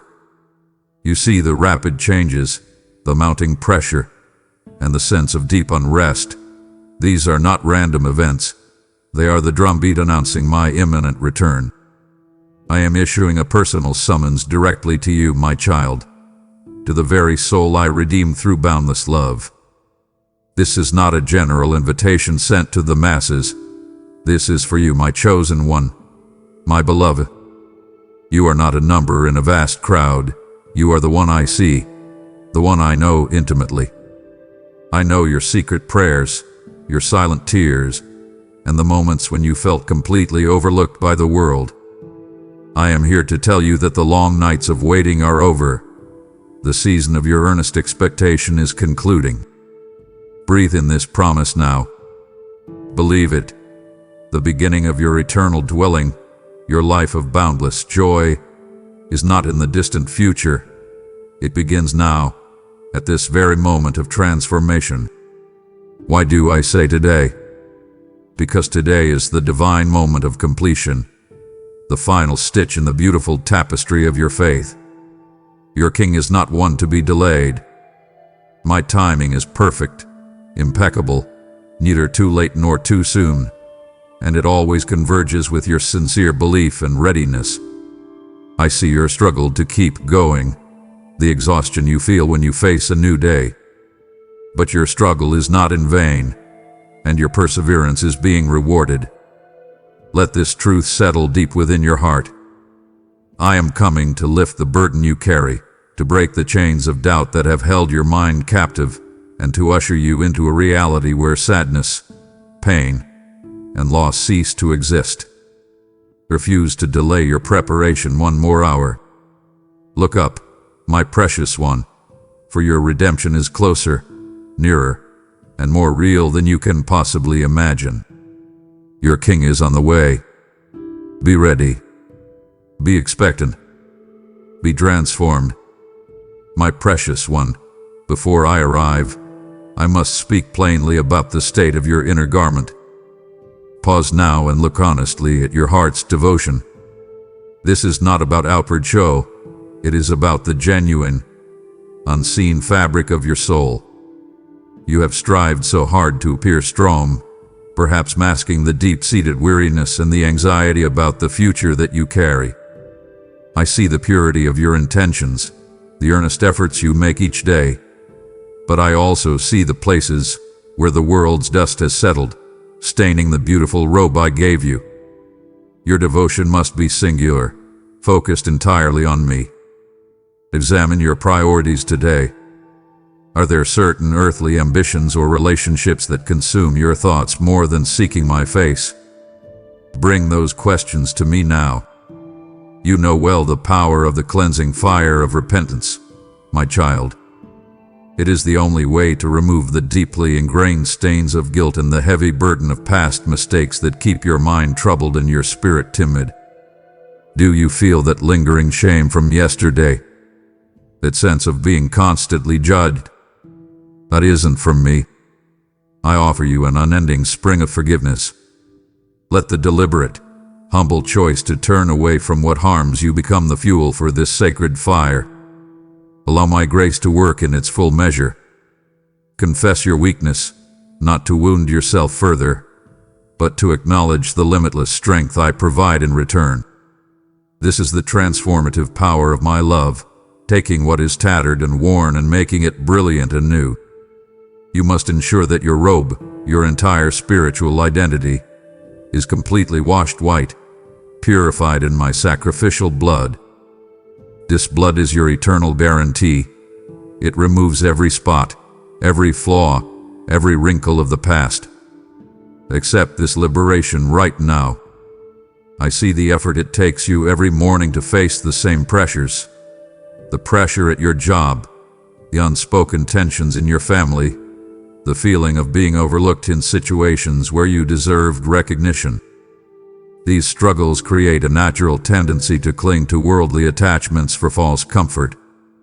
Let us identify those stains together. Is it the subtle resentment toward someone who betrayed you, or the excessive pursuit of material possessions to fill a void that only I can satisfy? These are the marks of yesterday that you must consciously choose to remove, setting them aside for the sake of your readiness. Do not let the fleeting, temporary pleasures of this life compromise your eternal inheritance. Furthermore, my beloved, your readiness requires the steady, unwavering flame of the oil of my spirit. I command you to tend to that fire daily. Do not let the distractions of this chaotic world dim your light or allow your spirit to run dry, becoming unquenched and feeble. You must constantly replenish your spiritual reserves through prayer and my living word. This oil provides light, clarity, and the deep, abiding comfort that the world cannot understand. Do not fall into the trap of lukewarm faith. I desire a vibrant, burning conviction in you. I am actively working to perfect you, to cleanse your soul from pessimism, and to endow you with a powerful, dynamic faith. Stand blameless, my child, without spot or wrinkle. This is my desire for you. This is my promise, sealed by my presence dwelling within you. You are worthy of this peace because I have paid the ultimate price for you.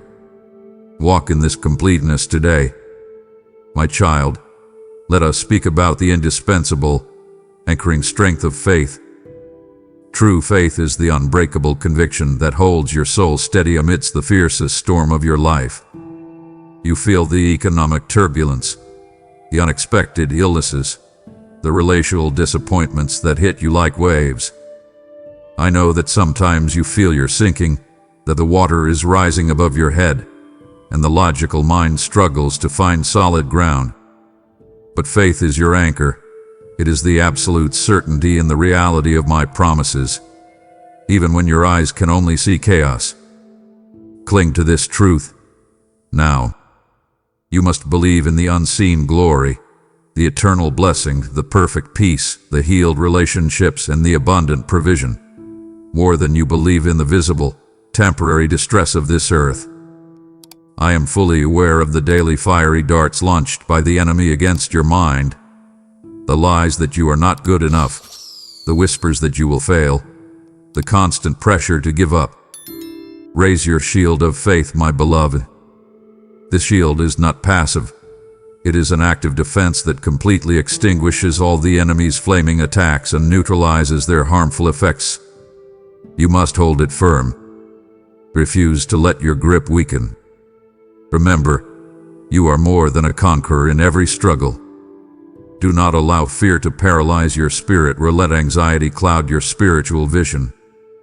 Trusting my timing is often the hardest test of your belief, especially when the waiting seems long and the desired miracle feels just out of reach. I see you looking at the clock, my child, questioning why the answer to your fervent prayer for a breakthrough, for healing, or for the restoration of your family is delayed. I assure you, I am never late.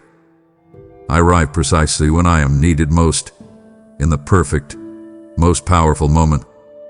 Your waiting is not idleness. It is refinement. It is cultivating patience, which is a rare and profound fruit of the Spirit. Keep your heart tranquil and at peace.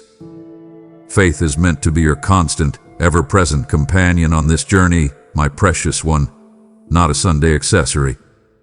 It should be the very air you breathe, guiding every step and influencing every decision you make, both big and small. Walk with me by this faith every moment of this day. The core necessity for your readiness is an active, living, and demonstrated belief.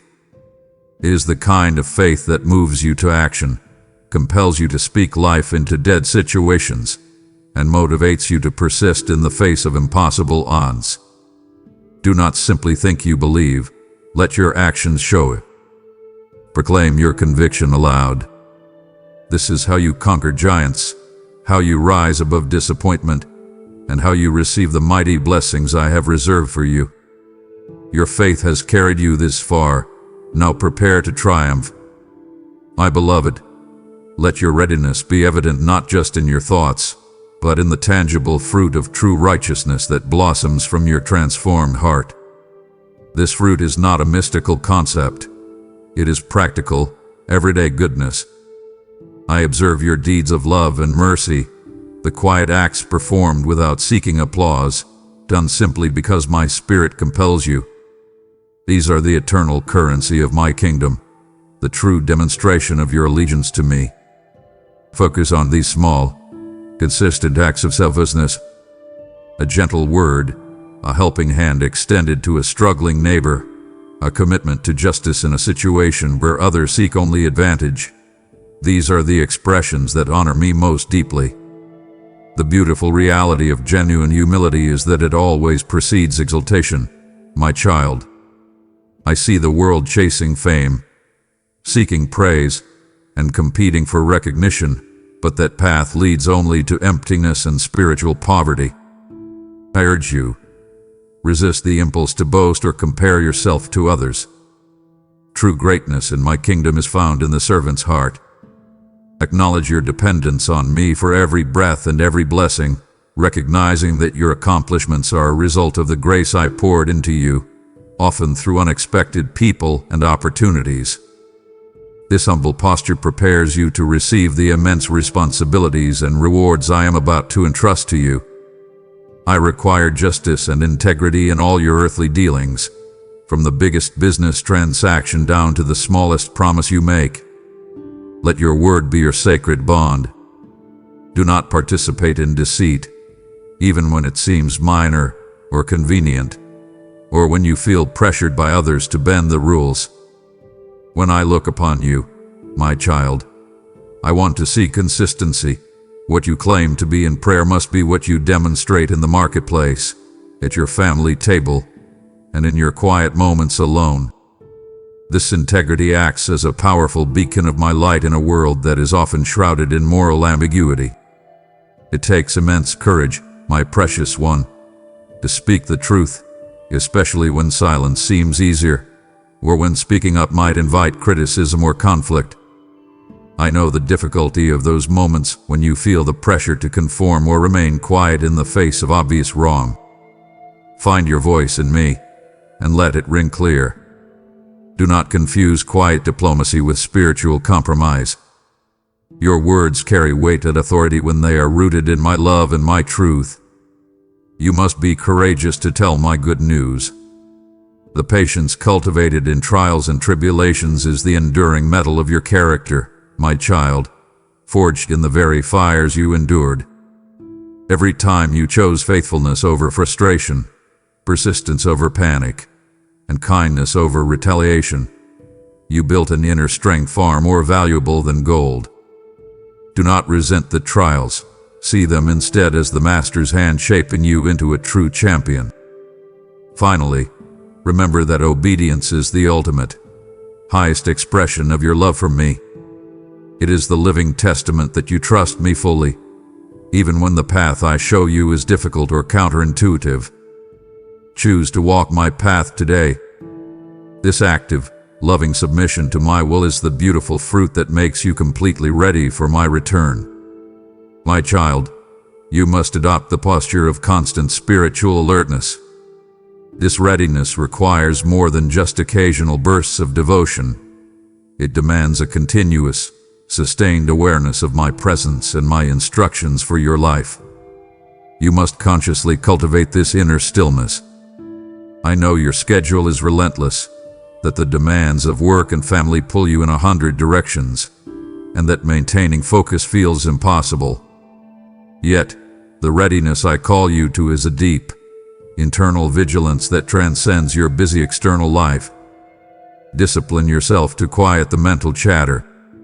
Amidst the clamor of the world, the noise of social media, the endless cycle of news, the demanding voices of others, you must be listening for my faint whisper. My voice is gentle, often spoken in the solitude of your quiet room or during the stillness of the early morning before others wake. Learn to discern my direction above the distracting racket of your own thoughts. Do not let external pressures drown out the clear guidance I offer you. Take time now to practice listening. Breathe in my peace and invite me into the complexities of your day. Ask me the specific questions that weigh on you, about that difficult conversation you must have, about the financial decision looming, or about the tensions that keep you awake at night. I am ready to answer. You have a profound responsibility to intercede for those who have not yet heard my call, my beloved. Your faith is not a private luxury. It is a powerful force intended to move the spiritual mountain standing between others and my boundless love. I see the names that flood your mind right now, the loved ones who are wandering, the colleagues who are struggling, the broken souls in your community. Lift them up to my throne of grace. Your prayers for them are not wasted energy. They are the very mechanism I use to unlock their hearts and clear their path. Do not grow weary in this vital, sacred work. Vigilance is your essential guard against temptation, my child. I know the enemy seeks to ensnare you in the abyss of fear, to fill your heart with negative thoughts, and to disrupt the peace you have found in me. You must stand guard over your mind. Do not give space to grudges, bitterness, or doubt, for they are the enemy's openings. When harmful thoughts attempt to take root, cast them down immediately, replacing them with my living word and my promises. You are not weak. My spirit within you is your strength, providing you with the peace that is your defense. I call you to be found diligent and actively at your post, faithfully managing the time, resources, and gifts I have entrusted to your care. Fulfill your daily responsibilities with excellence, knowing that every act performed in faithfulness is an act of worship to your King. Remain alert, my child, for the moment of my appearing is swiftly approaching. My precious one, pause now and feel the gravity of this moment. You have listened to my direct call, witnessed my immense power, and understood the urgency of your readiness. To stop here, to turn your heart back to the distractions of the world, would be a profound grief to my spirit dwelling within you. I have opened the very heavens to speak this truth, to show you the path to eternal life, and to secure your destiny. Do not let my boundless love be in vain. I command you, continue this walk with me now. Your King is waiting for your next step of faith. My precious one, you must understand the deep spiritual danger of allowing your heart to grow cold amidst the endless pursuit of material gain and temporary validation. I see the subtle, creeping pull of the world trying to distract you, trying to convince you that your worth is measured by your possessions, your title, or your standing in the eyes of others. Recognize this deception and decisively turn away from it. The true treasure of your affection must not reside in the things of this earth, the fleeting, perishable things that moth and rust can destroy, but wholly and eternally in me and my coming kingdom. I know you have essential needs, and I am your steadfast provider, committed to ensuring you and your family lack nothing. But I call you to a higher vision than mere sustenance.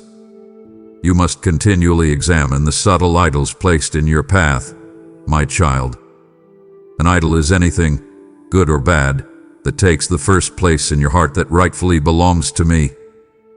It could be the endless striving for professional perfection, the desperate need for human approval, or the emotional attachment to past hurts. I urge you to identify the quiet idols in your life. Be ruthless in removing them.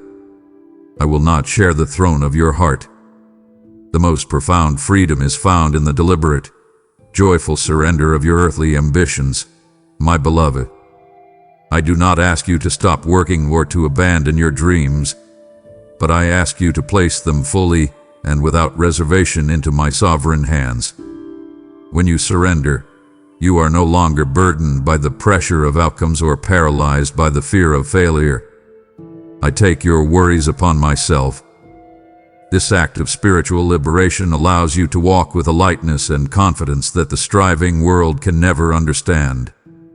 You must set your mind, your entire spiritual focus, on things above, not on the things of dust that will soon pass away.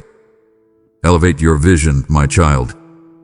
Spend time contemplating the New Jerusalem, the eternal promises, the victory over death, and the magnitude of the glory that awaits you. This divine perspective acts as an internal compass, guiding your daily decisions and giving your life eternal value and meaning. It helps you prioritize what truly matters over the trivial, ceaseless demands of this age. Letting go is a deliberate act of faith. Letting go of the resentment that is a stain on your garment, letting go of the need for earthly security, and letting go of the opinions of others. You are letting go of the fleeting for the sake of the eternal inheritance I have secured for you. Do not let yourself be swayed by the fear of loss, for what you lose now will return to you multiplied as eternal riches and incomparable joy. Choose the permanent over the temporary. Your King is on his way, and I desire your full attention, your complete affection, and your purified, unwavering heart. Come, walk with me in this complete separation, my beloved. My beloved child, let us confront the spiritual barrier that bitterness builds in your heart, the unforgiven debt. Look into your own soul and see the divine standard of mercy I have set before you, a mercy that mirrors my own boundless love. I see the record of wrongs you cling to, the painful words, the betrayal you endured, the public slight that still makes your stomach knot up when you recall it. You carry this heavy resentment every day, and I tell you plainly, that weight is not from me. You cannot enter my eternal peace carrying the ledger of another's offenses. I demand a radical act of spiritual accounting from you today. Erase the record of wrongs held against your brother. I am not asking you to forget the pain or pretend the injury didn't happen, because I know it was real. But I command you to willingly release the right to seek retribution, or to hold that person captive to their mistake. Remember how much was forgiven to you, an infinite, eternal debt wiped clean by my son's sacrifice. Does the small, earthly offense against you truly compare? This is the core principle of my kingdom. I forgive you as you forgive others. The freedom I offer your soul is inextricably linked to the freedom you grant to those who have hurt you. The persistence of bitterness places a heavy, dark barrier between us, my child, stifling the flow of my spirit and clouding your vision of my love. Do you feel that subtle spiritual dryness, that lack of fervent joy in your prayers? It is often the residue of unforgiveness clinging to your spirit. This refusal to let go is not punishing them. It is only binding you in chains of emotional torment and resentment. You deserve better than this self-inflicted pain. I will not allow you to remain trapped. You must find the profound, deep peace that comes only through the liberation of forgiveness. When you sincerely release that person, you are performing a powerful act of faith, declaring that I am the ultimate judge and avenger, and you are stepping aside. Give that heavy burden to me now. Let the justice you crave be my responsibility, not your exhausting, daily pursuit. Surrender the gavel, my precious one, and watch your own heart begin to heal. I command you to pray for those who have caused you pain. Do not pray curses or harsh judgment. Pray blessings for them. Ask me to reveal my truth and my love to them, just as I did for you. This transformative act is a divine alchemy that changes their heart's intention from a weapon into a tool for my use, and, more importantly, it purifies your own motive, cleansing your soul of the urge for retaliation. This commitment to love in the face of injury is the ultimate proof of your readiness and the most beautiful adornment for your inner garment. Step into the purity of heart that comes with letting go today. This is not weakness. This is supreme, unconquerable spiritual strength. Furthermore, I understand the fear that comes with vulnerability, that if you forgive, you might be hurt again. But my peace is your protection. When you walk in my love, you are armored against the malice of others, and their bitterness can no longer touch you. I will guard your heart fiercely. Trust me to be your shield and your defender against those who seek to cause you trouble or humiliation. Walk forward in my mercy. It is the path to spiritual health, freedom from mental affliction, and complete restoration. I desire your inner peace above all else. You are worthy of this peace because my blood has purified you, broken your chains, and set you eternally free from all evil and past sins. I love you deeply. My child, hear the urgency in my voice, for the time is short and the harvest is vast. My call for you to be a proclaimer of my gospel is not optional. It is your divine assignment. You are my ambassador, a beacon of my light in this world that often walks in darkness. I see you hesitate, thinking you lack the right words, the necessary courage, or the perfect opportunity. But your life, your very transformation, is the most powerful testimony you possess. I call you to open your mouth. Your unfinished task is to share the boundless hope of my return with a world that is dying, lost in confusion, and sinking under the weight of fear and despair. I see the anxiety and distress in the faces of those around you, your colleagues, your neighbors, even your family members who are wandering without purpose. You hold the key to their freedom. I have called you to reach out, to extend your hand, and to aid the suffering as you share and give to them.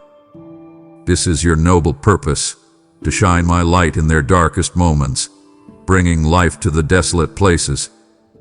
I will hold you accountable for the talents I have entrusted to your care, my beloved.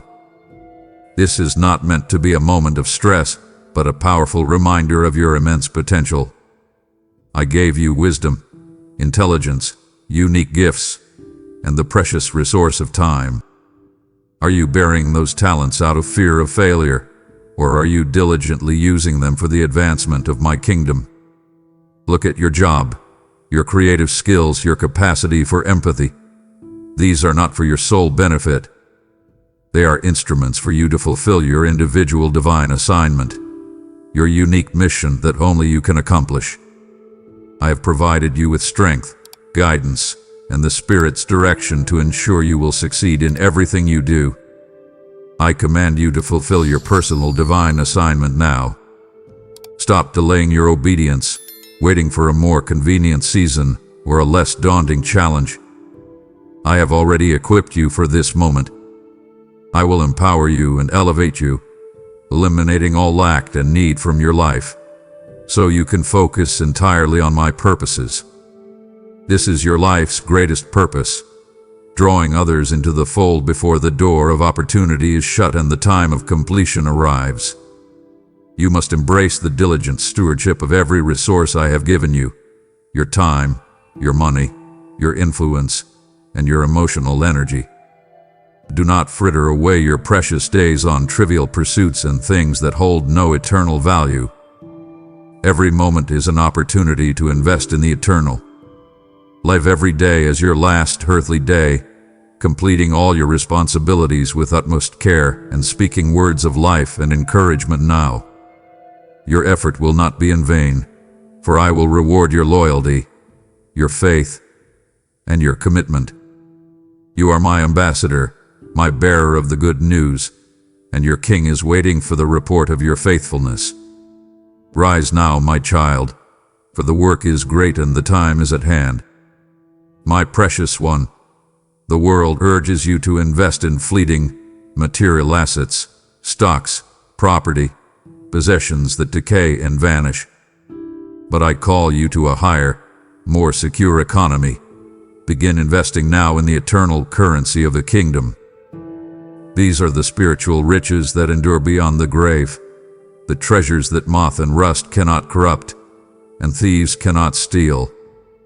Prioritize the eternal over the temporary. I know the desire to provide security for your family weighs heavily on you, but true security is found only in the wealth of my grace, the abundance of my love, and the strength of your spiritual foundation. Your treasure, your true, inestimable worth, must be stored where no earthly catastrophe or personal loss can diminish it. I command you to focus on the incorruptible wealth of character. This is built through enduring hardship and choosing faithfulness over fear.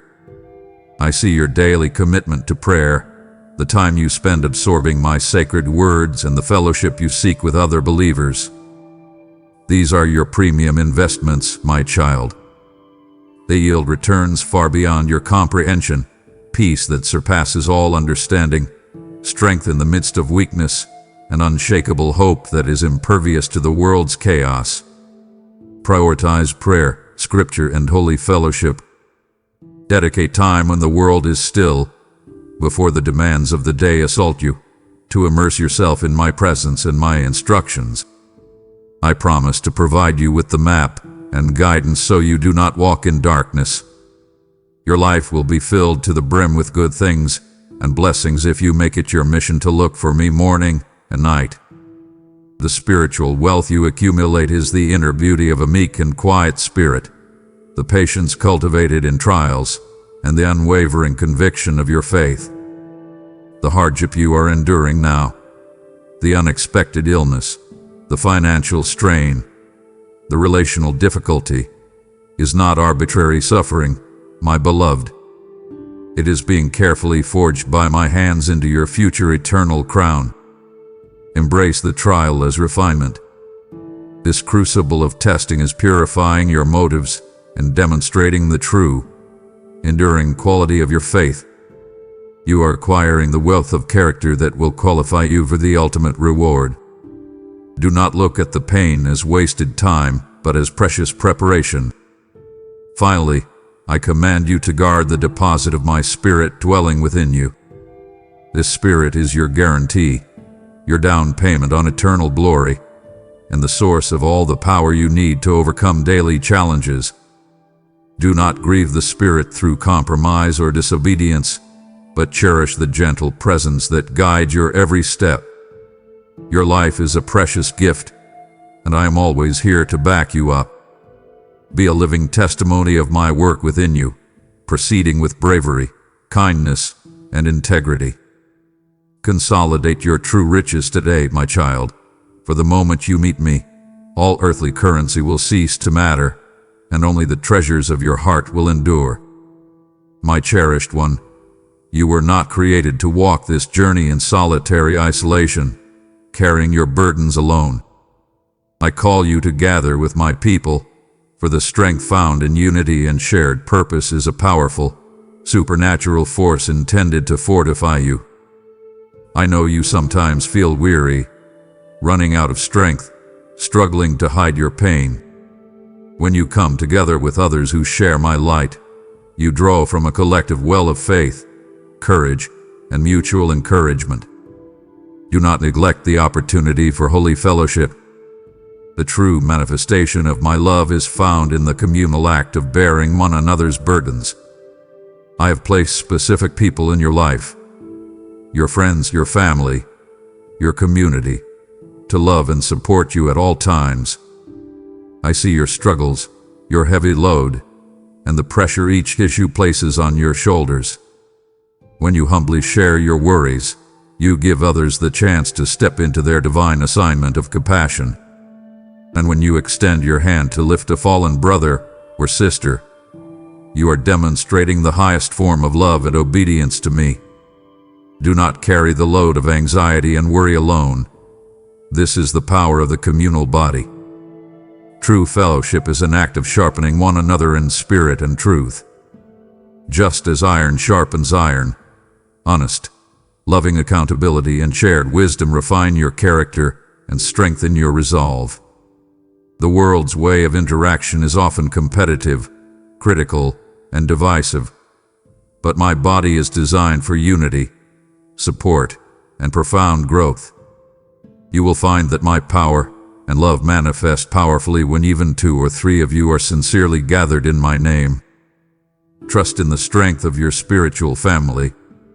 I command you to recognize the responsibility of godly influence over your sphere. Your spiritual health deeply impacts those around you. Your devotion and commitment become a beacon for others, guiding them back to the truth and strengthening their faith. Lead your loved ones toward the light of my truth by example, by setting an altar of worship within your own dwelling, and by living a life of readiness that all can see. Your family is blessed, my child. Your spirit uplifts many, even those who don't say it. The ultimate purpose of this holy gathering is preparing together as a body for the bridegroom. You are the corporate expression of my readiness, the community of my redeemed, adorned with holiness and burning with conviction. I call you to be found diligent and actively at your post, fulfilling the ministry I have entrusted to you. Do not let your uncertainties be used to slow you down or discourage you. Your journey and your perseverance are being noted, and great rewards are being prepared. Seek out my people today, my beloved, and let your collective strength be your unbreakable assurance. My beloved, my heart aches with fierce longing for your complete surrender. I see the internal battle, the struggle with past habits and the subtle lure of the fleeting world. If you were to halt now, after hearing my specific plan to break your chains and restore your identity, it would be a disappointment that wounds my very soul. I have offered you the power of holy fellowship and the strength to overcome. Will you now turn your back on the victory I have already secured for you? I implore you, do not let your weariness outweigh my promise. Rise, my champion, and receive the rest and renewal needed to proceed. You have heard my command to gather and strengthen one another, for the power of holy fellowship is the engine of my readiness. And now, my precious one, let your hand become my instrument of light in this world. I have promised that my truth, like an unstoppable river, will flow to the ends of the earth. This mission requires your active seed. Sow your support into this sacred vessel, for every gift is manna for the starving souls who have not yet heard my clarion call. I declare over you today, the measure you give shall be multiplied back to you as a boundless harvest of peace, provision, and unstoppable favor. Do not fear scarcity, for I am the God of abundance, and I will safeguard your home. Go now, be an instrument of my purpose, and let your support speak louder than your words. My precious one, the spiritual journey requires an unwavering commitment to purity, and I know the enemy often attempts to ensnare you in the crushing weight of habitual sin and past mistakes. I command you today to confess your weakness before my mighty, conquering strength. Confession is not humiliation. It is the powerful, liberating first step toward a complete severance from the patterns of the past. I see the shame, the guilt, and the intense frustration you feel when you stumble, as if you are covered in mud once again. But my love is vast and my forgiveness is instantaneous when your heart is sincere. I call you to a deliberate choice to walk in victory, not defeat. The enemy wants you to believe that the pattern is irreversible, that you are defined by your failures, and that you lack the spiritual stamina to break free. Reject that lie immediately. You are a child of the omnipotent God, and you possess my spirit, which is the source of boundless power, love, and self-control. Your struggle is not in vain, and your King is here to fortify you. I will equip you with the courage and ability to accomplish great things. You must actively flee from the very appearance of evil and avoid all behaviors, habits, or influences that lead to excessive indulgence and chaotic desires. Be mindful of your actions and your words, keeping your vulnerabilities between us, not sharing them with just anyone. Do not sit in the company of those who mock your faith or seek to pull you down into darkness. Guard your heart fiercely, for every battle is won or lost long before the temptation arrives. Your eyes must be fixed on the path of righteousness I have set before you. The renewal of your mind through my living word is the powerful hammer that shatters the strongholds of doubt and the negative thought patterns that keep you bound. Immerse yourself daily in my sacred word. Allow my teachings to transform your intellect and purge the old ways of thinking. The Spirit's constant work of sanctification is made sufficient for you. My grace is always greater than your failures. Stop relying solely on your own depleted strength. Choose a complete severance from the painful patterns of the past, my child. Do not give the enemy the pleasure of seeing you defeated or discouraged. You are not weak. You are strong, courageous, and a champion among champions. Rise from the place of spiritual apathy. I am breaking every chain, shattering every tie to doubt and fear, and freeing you from any negative force that has disturbed your peace and calm. Proclaim your freedom now, my beloved. Believe that you are being transformed from within, and the past no longer has a claim on your eternal destiny. Walk with me today in the glorious lightness of your new spiritual life. My precious one, stop struggling under the false weight of feeling like a servant or a mere tenant in my kingdom. You must deeply internalize and stand firm upon the assurance of your adoption into my royal family. This is not a fragile hope, but an unshakable, eternal reality. Remember who you are in me today. You are a rightful heir, my beloved daughter, my favored son. This truth should entirely redefine how you navigate your struggles, your fears, and your daily life. A servant works for wages and can be dismissed. An heir is guaranteed an inheritance and a place at the eternal table, guaranteed by my own unbreakable vow. I know the enemy constantly seeks to flood your mind with deceptive whispers of unworthiness, rejection, and guilt, trying to steal your divine identity. But I have given you the ultimate, irrefutable proof, the Spirit's unwavering witness confirming your divine identity. That deep, inner conviction, that comforting nudge in your quiet moments that tells you, you are mine, that is my Spirit testifying directly to your adoption. I command you to listen to that voice above all others. Do not allow the clamor of external criticism or the mistakes of yesterday to drown out the eternal truth of your belonging. Your task is to rest completely in the unchangeable, boundless love I have for you. My love is not conditional upon your perfection. It is based entirely on my Son's finished work on the cross. His sacrifice is your ultimate, eternal guarantee. You do not have to perform, strive, or earn my affection. Simply receive this love now. Allow it to penetrate the places where you still feel guarded, unloved, or insecure. That sense of vulnerability you experience. Surrender it to me, and find your unshakable security in my arms. My love for you is vast and everlasting, and nothing can stop me from accomplishing my plan in your life. The privilege of calling me Abba, Father, is the most intimate and powerful expression of your heirship. Abba means daddy or papa, a term of tender, familial affection. Practice this intimacy daily. When you pray, do not approach me with fear or formality, but with a bold, confident expectation of a beloved child coming to their strong, capable father. This is the posture of true readiness. I desire your full, transparent, and heartfelt communication, sharing your worries, your dreams, and your deepest wishes with me. I command you to stand firm on the finished work of my Son. Your position as an heir is secured, and your spiritual wealth is consolidated where no one can steal it. This is your foundation. It requires no additional work, no extra effort on your part to maintain your salvation. Your good deeds are simply the fruit of your faith, not the root of your salvation.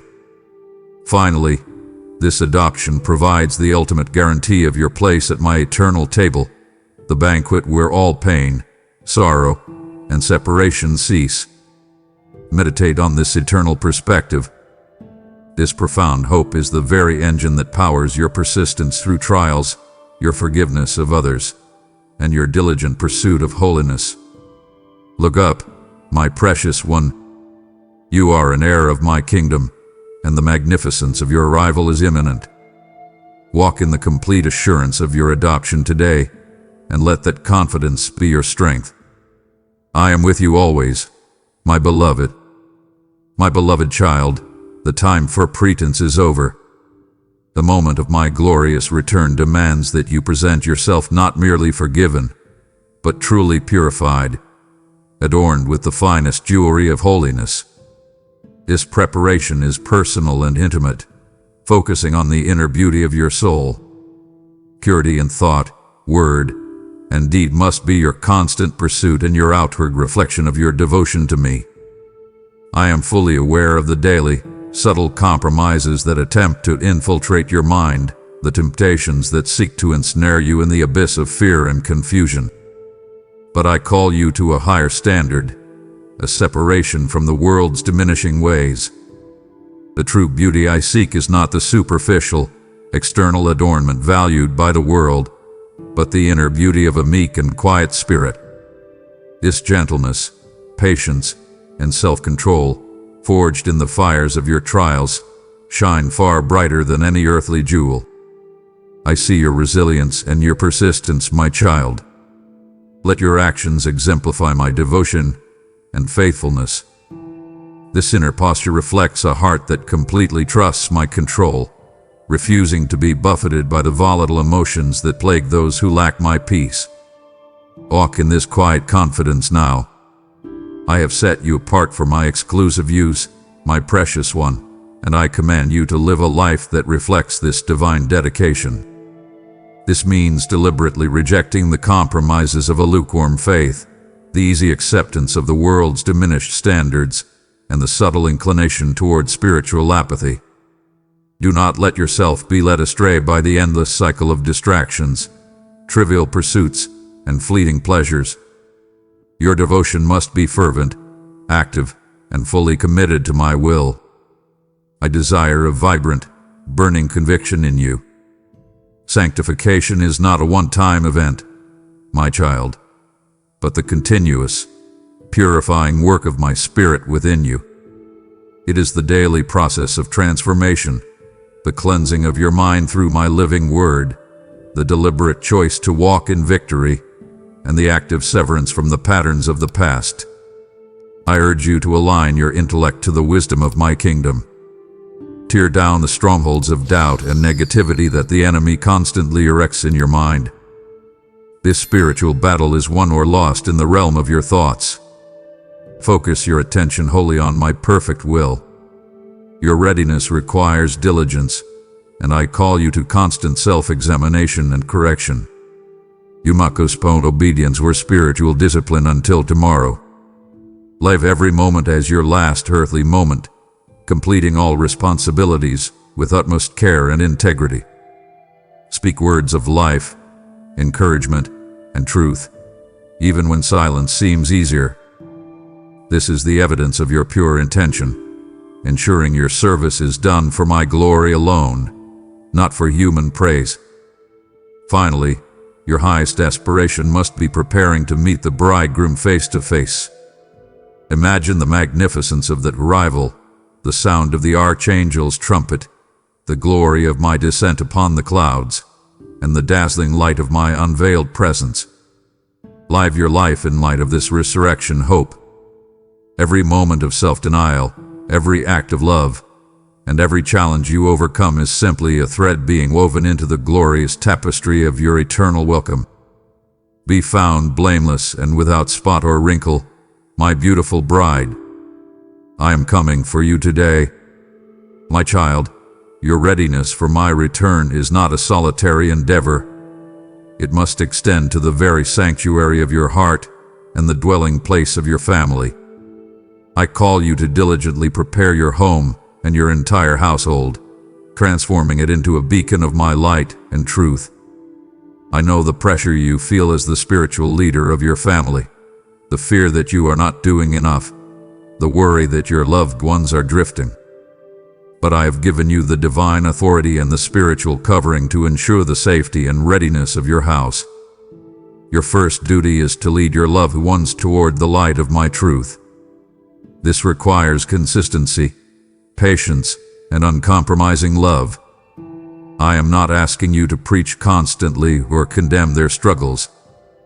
Rather, I call you to be the living example of readiness, demonstrating the peace, integrity, and hope that only a committed walk with me can provide.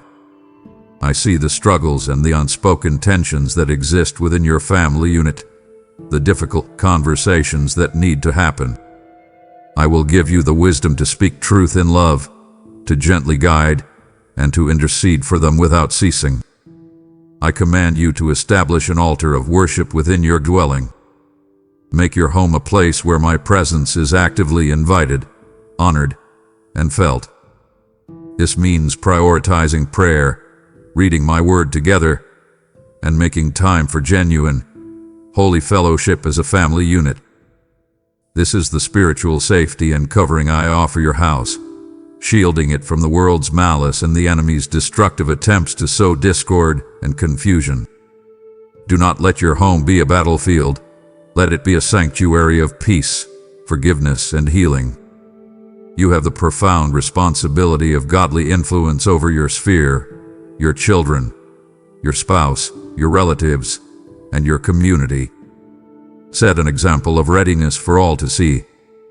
This means fulfilling your daily responsibilities with excellence, managing your resources with integrity, and ensuring that all your dealings are marked by justice and truth. When others look upon your life, they must clearly see my love, my peace, and my sovereignty. Your faithful stewardship is a powerful sermon. I call you to serve me with your entire family unit. Encourage their gifts, acknowledge their struggles, and nurture their unique divine assignments. Every member of your household has a valuable role to play in my kingdom. Do not compare them to others. Recognize the potential for greatness within them, just as I see the champion in you. I will empower them, elevate them, and use them as instruments of my love in the world.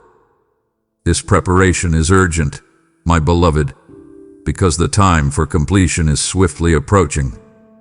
I am calling your entire household to be without spot or wrinkle, adorned with holiness and burning with conviction. Zard today. Be diligent, be intentional, and trust my promise. I will never let you fall.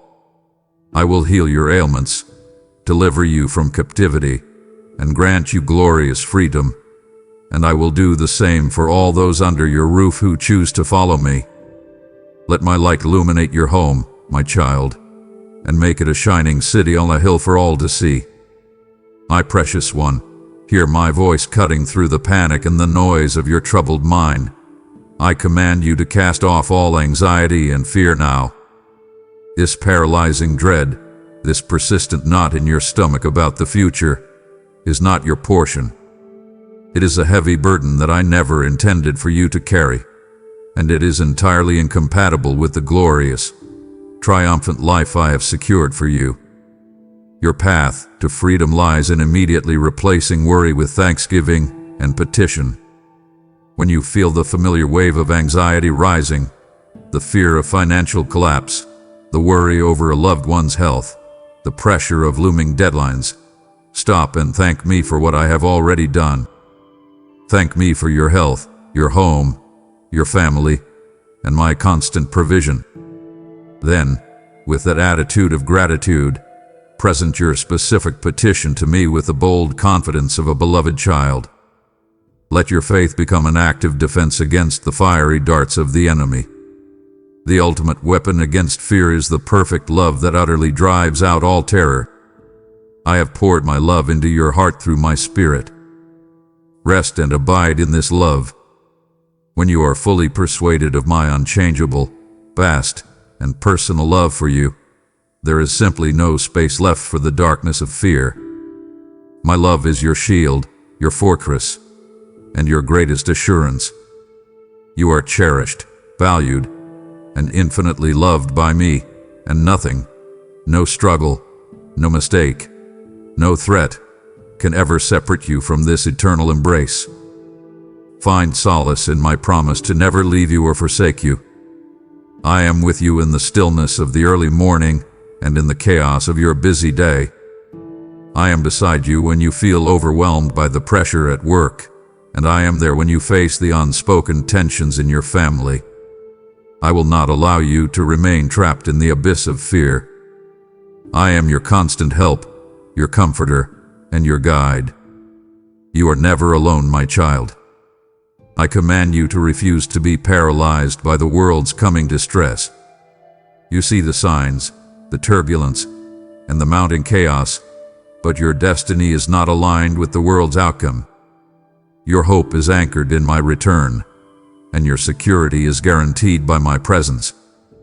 Your faith, combined with my power, makes you invincible. I will not let you suffer trials beyond what you can bear, and when the trial comes, I will always provide the way out so that you can endure it in victory. Finally, I call you to rest in the peace that surpasses all understanding. This peace is not the absence of trouble, but the serene tranquility of a soul fully surrendered to my sovereign control. Look up, my precious one. I hold your destiny securely in my hands. Surrender the gavel of control to me and trust my impeccable timing. Your waiting is not idleness. It is refinement, building an inner strength more valuable than gold. Let my peace be your guide today, casting off every chain of anxiety and walking in the glorious freedom of your adoption. My child, I have poured out my perfect love to utterly drive out all your fear. I have commanded the storms of anxiety to cease, promising you a peace that surpasses all understanding. Can you bear the thought of grieving me by returning to the chains of worry I have just shattered? I have guaranteed your protection, your provision, and your eternal place at my table. To stop now is to doubt the absolute power of my finished work in your life. Do not insult my grace with your hesitation. Look up, my heir, and demonstrate your trust in me by pressing onward. My beloved, let the glorious truth of the resurrection hope be the fuel that empowers your persistence, the light that guides your perspective, and the balm that soothes your soul. I command you to meditate daily on the magnificence and glory of the eternal body that awaits you. This body will be incorruptible, perfect, free from sickness, pain, and the relentless weariness that you feel in your earthly shell. Imagine this reality now, a body perfectly suited for eternity, capable of experiencing joy and wonder without limit. The ultimate victory over death, achieved through my Son's perfect sacrifice on the cross, is your guarantee. You must internalize this triumphant truth. Death is not an end. It is merely a threshold, a passage into my unveiled presence. You have nothing to fear from the end of this earthly life, for I have disarmed the power of the grave and secured your eternal future. This realization should render all your current troubles and anxieties small and temporary. Anchor your soul in this certainty, my child. The promise of reunion with the saints who have gone before you, your loved ones, your spiritual mentors, all who died in the glorious hope of my return, is a comfort that should sustain you through every moment of separation. I see the tears you shed and the longing in your heart for those you miss. But I tell you, you will see them again. You will share the eternal banquet with them, and there will be no more sorrow, no more goodbyes, and no more pain. Hold on to this hope. It is real and quickly approaching. Your entire perspective must be lived in the constant, brilliant light of the resurrection. This eternal view elevates your daily decisions, empowers you to forgive those who have wronged you, and motivates you to invest in the spiritual riches that truly matter. Do not be consumed by the temporary things of dust. Prioritize the soul over the circumstance, the eternal over the fleeting. Every act of kindness, every quiet sacrifice, and every moment of devotion is a step closer to that glorious dawn. Anticipate the magnificent moment you are changed in the twinkling of an eye. This transformation will be instantaneous, complete, and utterly glorious. The imperfections, the struggles, and the brokenness of this earthly life will be instantly purged and replaced with perfection, strength, and boundless joy. Let this anticipation be the engine that drives your persistence through the last trial. Do not grow weary, my child. The ultimate reward of everlasting life with me is not a distant, abstract concept. It is your guaranteed destiny.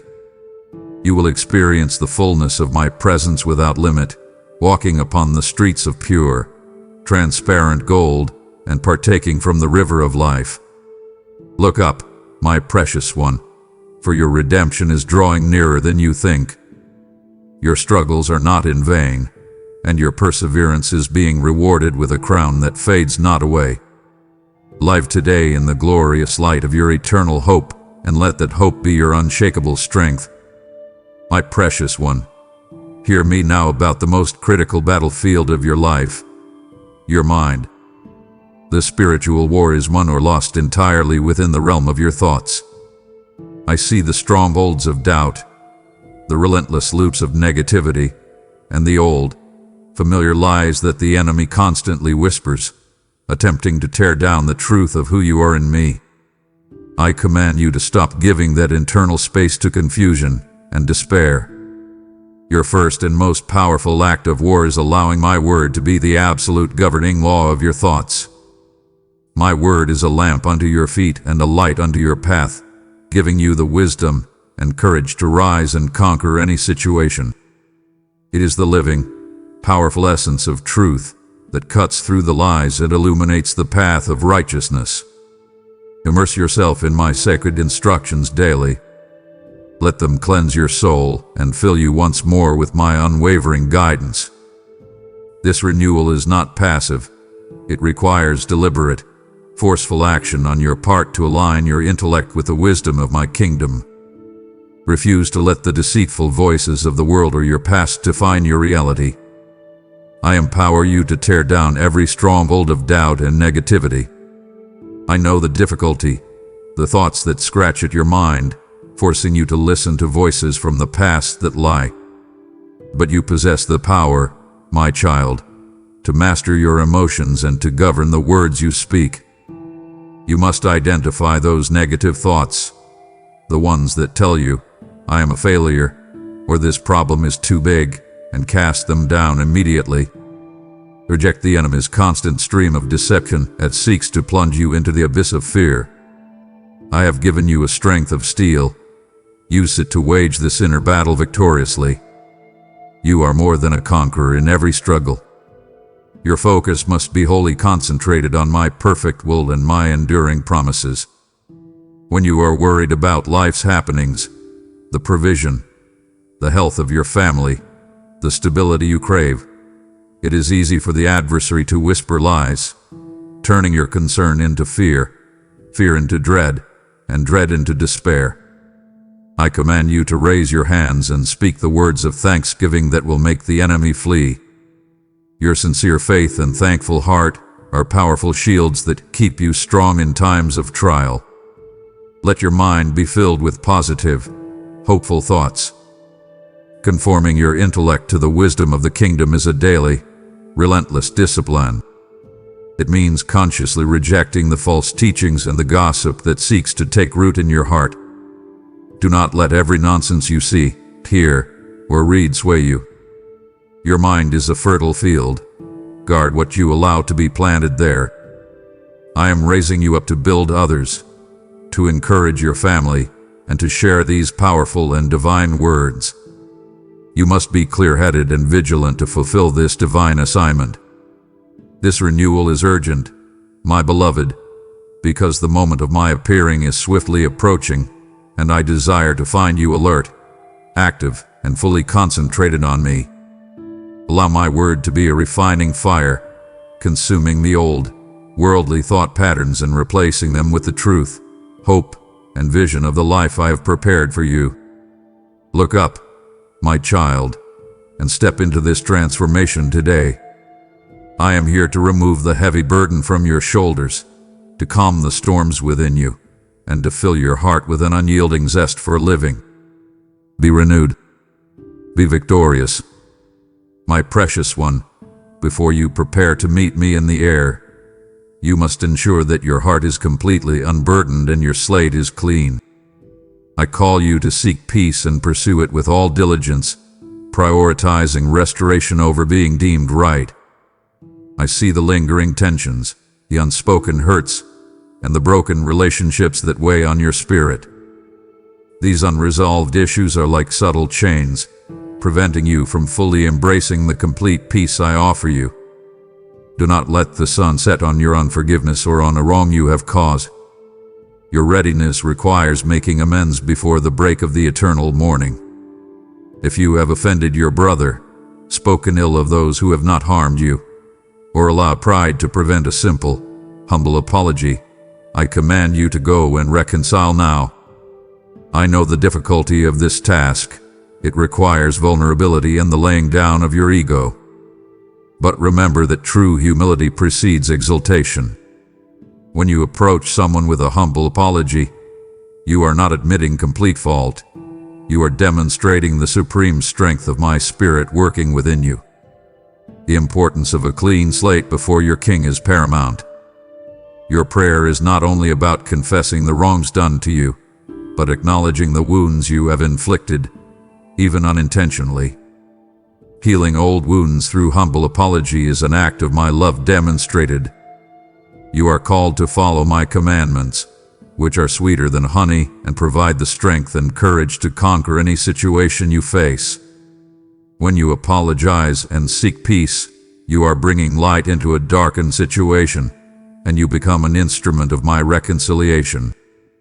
I call you to prioritize restoration over the need to be deemed right.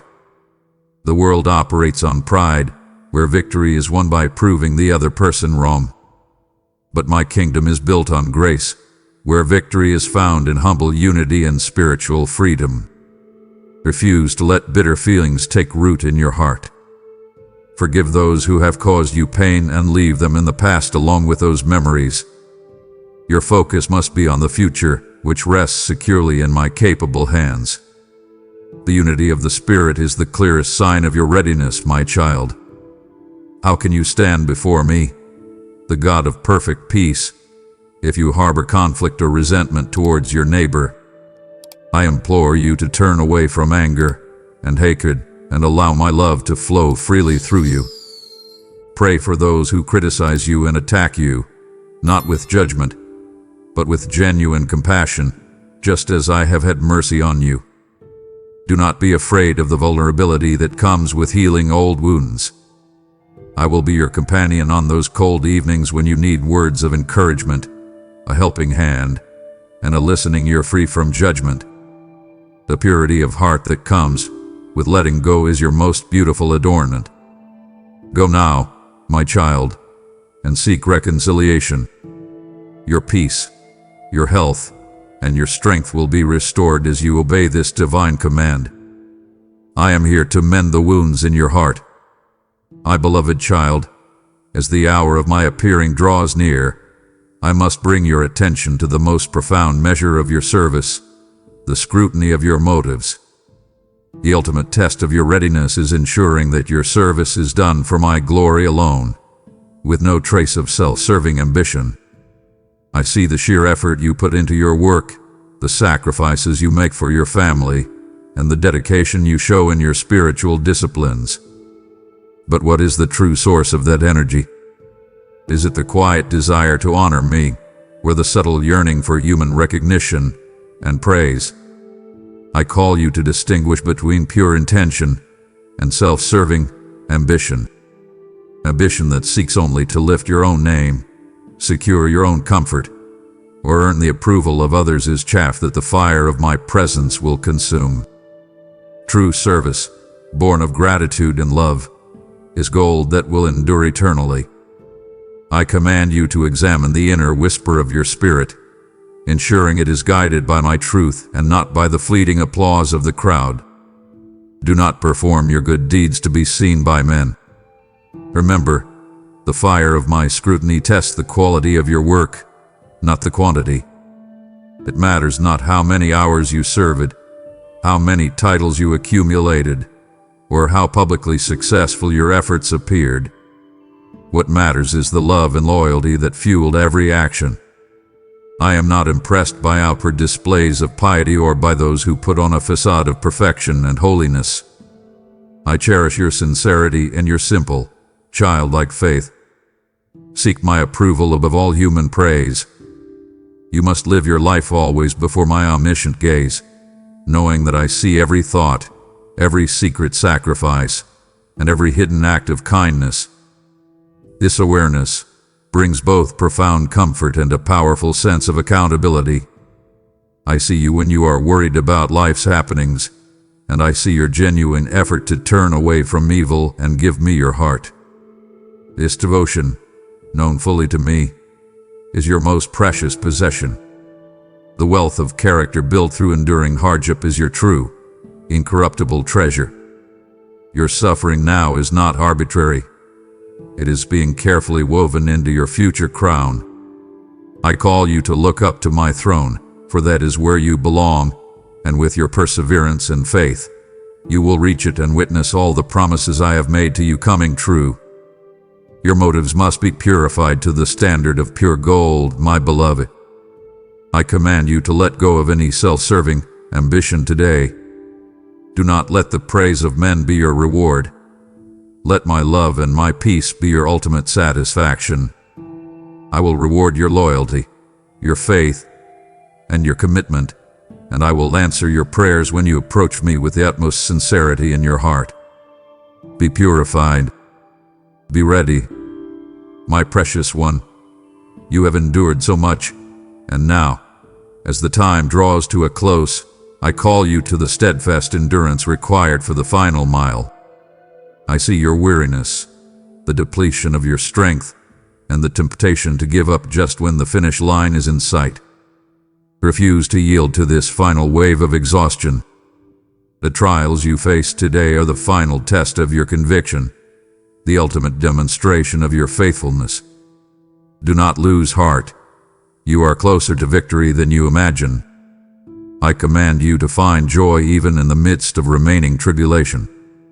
Your trials are not arbitrary suffering. They are the refining fire that is molding you into a champion. Embrace the trial as preparation. This is where the true, enduring metal of your character is forged. I will not let you suffer trials beyond what you can bear, and when the trial comes, I will also provide the way out so you can endure it in victory. Look up, my child.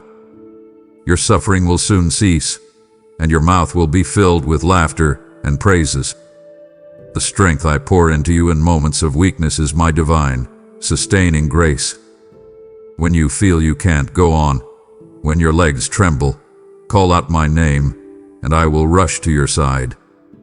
I will give you the strength of a mighty buffalo, enabling you to stand firm against the toughest storms. You are not alone. I am your ever-present help, your comforter, and the one who guides you continually. Draw deep from the well of my sustaining grace now. I command you to stand firm until my very appearing before you. This is not the time to be tossed about by the winds that crash against violent waves. Do not let hardship defeat you. Remember those moments when you felt every door was shut in your face, and I was right there with you, making a way, breaking down barriers to help you reach your aspirations. Your resilience amazes me, and your capacity for persistence is a testament to my spirit dwelling within you. The crown is promised only to those who overcome and persevere to the end. Your unwavering loyalty and commitment to fight until the end with your head held high, with determination and dignity, is what I value most. I will acknowledge every effort and sacrifice. This final trial will transform into one of your most triumphant victories. I command you to draw deep from the well of my sustaining grace. Your faith is mighty, my child, and it will propel you to realms beyond your wildest dreams. Rise now, my beloved. You are born to witness victory. It was never my wish for you to live defeated and disheartened. Go now and proceed with courage through your day. Persevere. Be victorious. My precious one, you stand at the threshold of your final victory. Every sacrifice you have made, every tear you have shed, is being forged into your eternal crown. To falter now, in the final mile, would be a catastrophic loss that would pierce my heart. I have called you to persevere through the last trial, promising you the strength I pour into you in moments of weakness. Do not let the enemy claim victory through your exhaustion. I command you, draw deep from the well of my sustaining grace, and stand firm until my glorious appearing. My child, you have demonstrated the endurance required to persevere through the last trial, and now your spirit is forged like pure gold. I know your deepest desire is to see others share in this victory. When your heart moves to extend this light, you are aligning with my eternal purpose. This moment is your divine appointment. Become the faithful steward who pours oil into the lamps of those whose faith is dimming. For those who sow generously into my gospel mission, I promise, I will supply all your needs according to my riches in glory, and misfortune will not reach your home. Your financial blessing will be protected, your future secured, and your reward shall be eternal. Act now, my heir, and let your seed fan the holy fire that illuminates the world. My beloved child, let your heart soar with the glorious, triumphant anticipation of this moment. Contemplate the magnificent sound of the archangel's trumpet, the grand signal announcing the end of all waiting and the beginning of all eternal joy. His sound will not be a mournful dirge, but a powerful, resonant clarion call that awakens the dead in Christ and transforms the living in the twinkling of an eye. Imagine the sheer magnitude of this sound piercing the heavens and the earth. This is the sound of your ultimate, final, and eternal liberation. Envision the pure, unveiled glory of my descent upon the clouds. No earthly sight, no natural wonder, no human spectacle can compare to the dazzling light of my unveiled presence, a brightness that outshines 1,000 suns. You will witness the culmination of all history, the final triumph over darkness and death. Look up, my child, and see me coming for you, my beloved, my precious heir. This vision must burn brightly in your heart, fueling your diligence and comforting you through every remaining struggle. The ultimate, long-awaited reward is the joy of hearing those 3 simple, transcendent words, "Well done, good and faithful servant." This affirmation of your loyalty, your dedication, and your perseverance is worth every sacrifice, every tear, and every moment of doubt you have conquered. Your record of faithfulness, known fully to me, will be celebrated not for its perfection, but for your sincere love and enduring commitment. This is the purpose of your entire journey, my ultimate approval.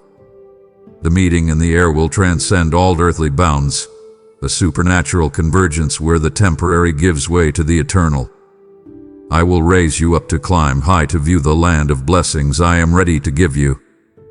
You will be lifted above the chaos and the struggle, finally free from the gravitational pull of sin and sorrow.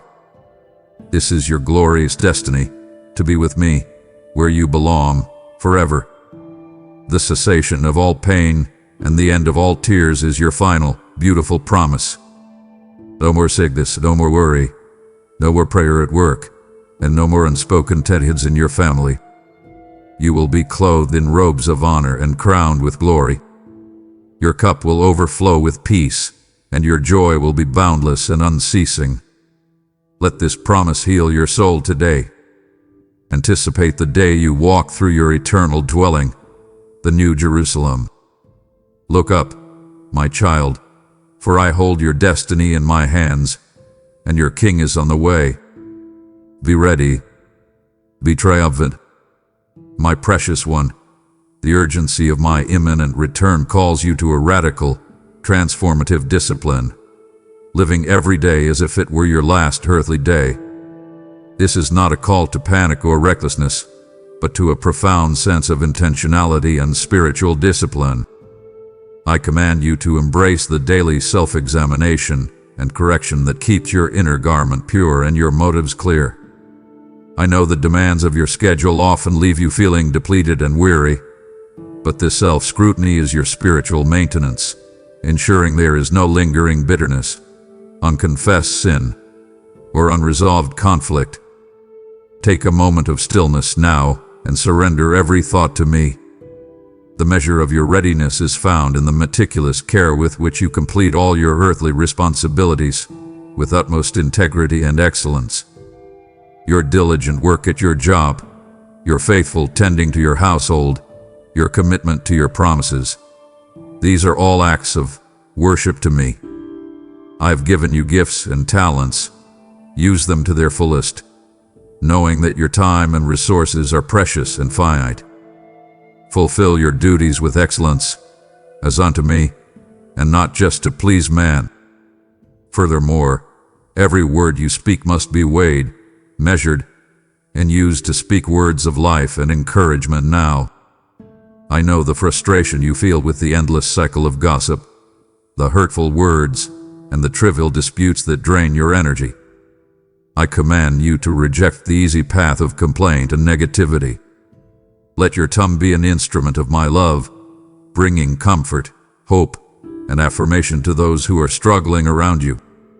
Your words carry weight and authority, my child, especially when they are rooted in my truth. The readiness I seek is the discipline of not postponing obedience for tomorrow.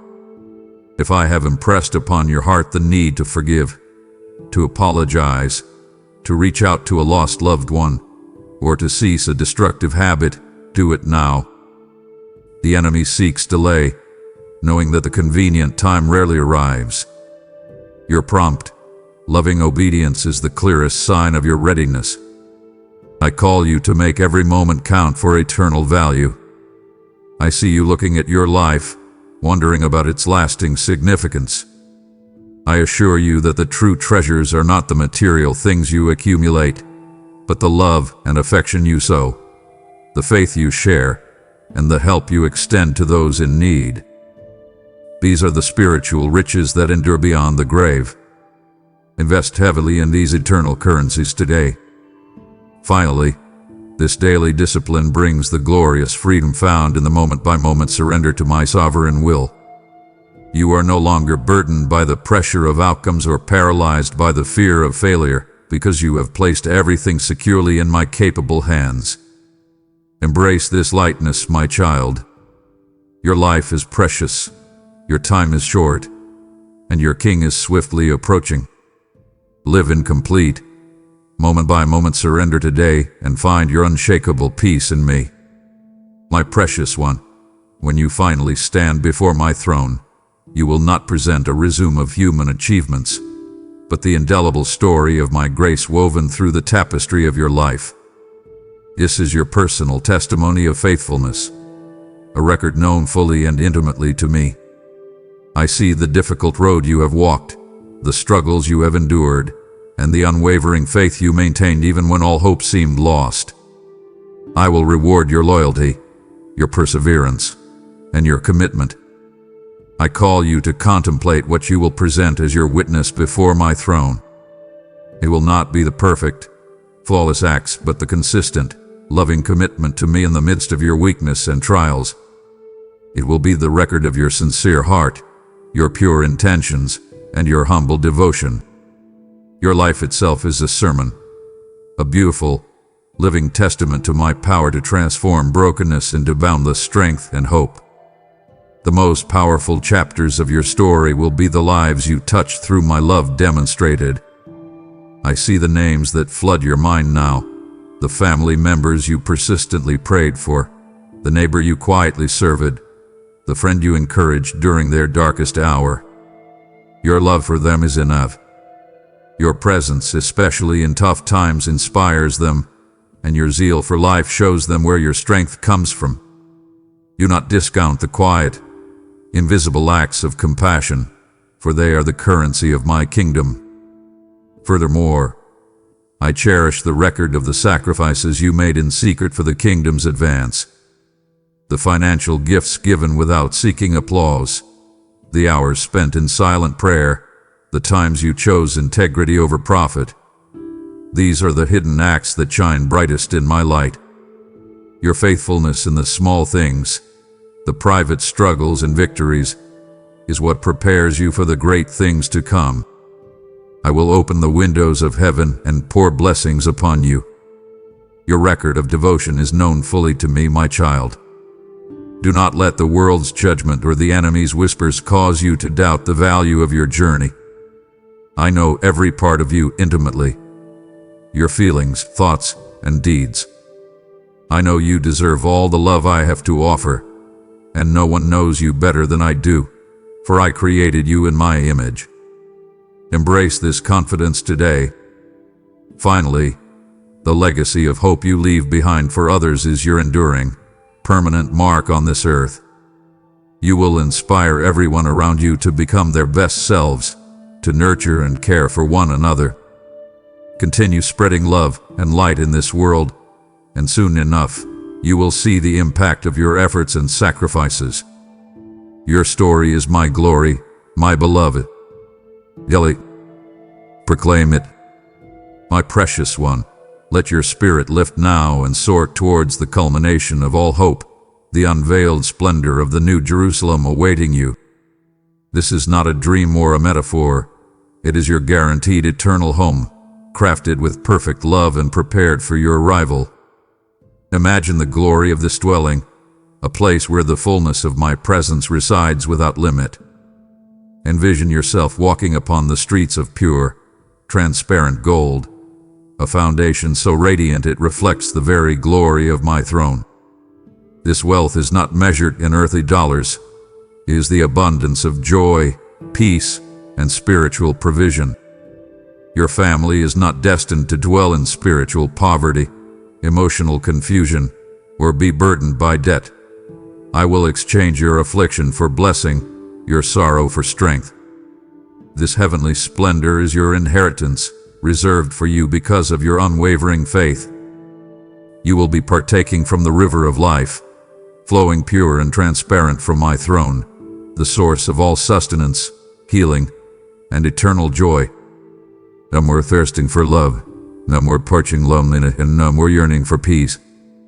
I will nourish you with sweetness and the best provisions. Drink deeply from this water of life today by immersing yourself in my word, which is the living source of truth and strength. Anticipate the joy of seeing the faces of the saints who have gone before you, your parents, your friends, and all those you dearly missed. There will be no more sorrow, no more separation, and no more tears.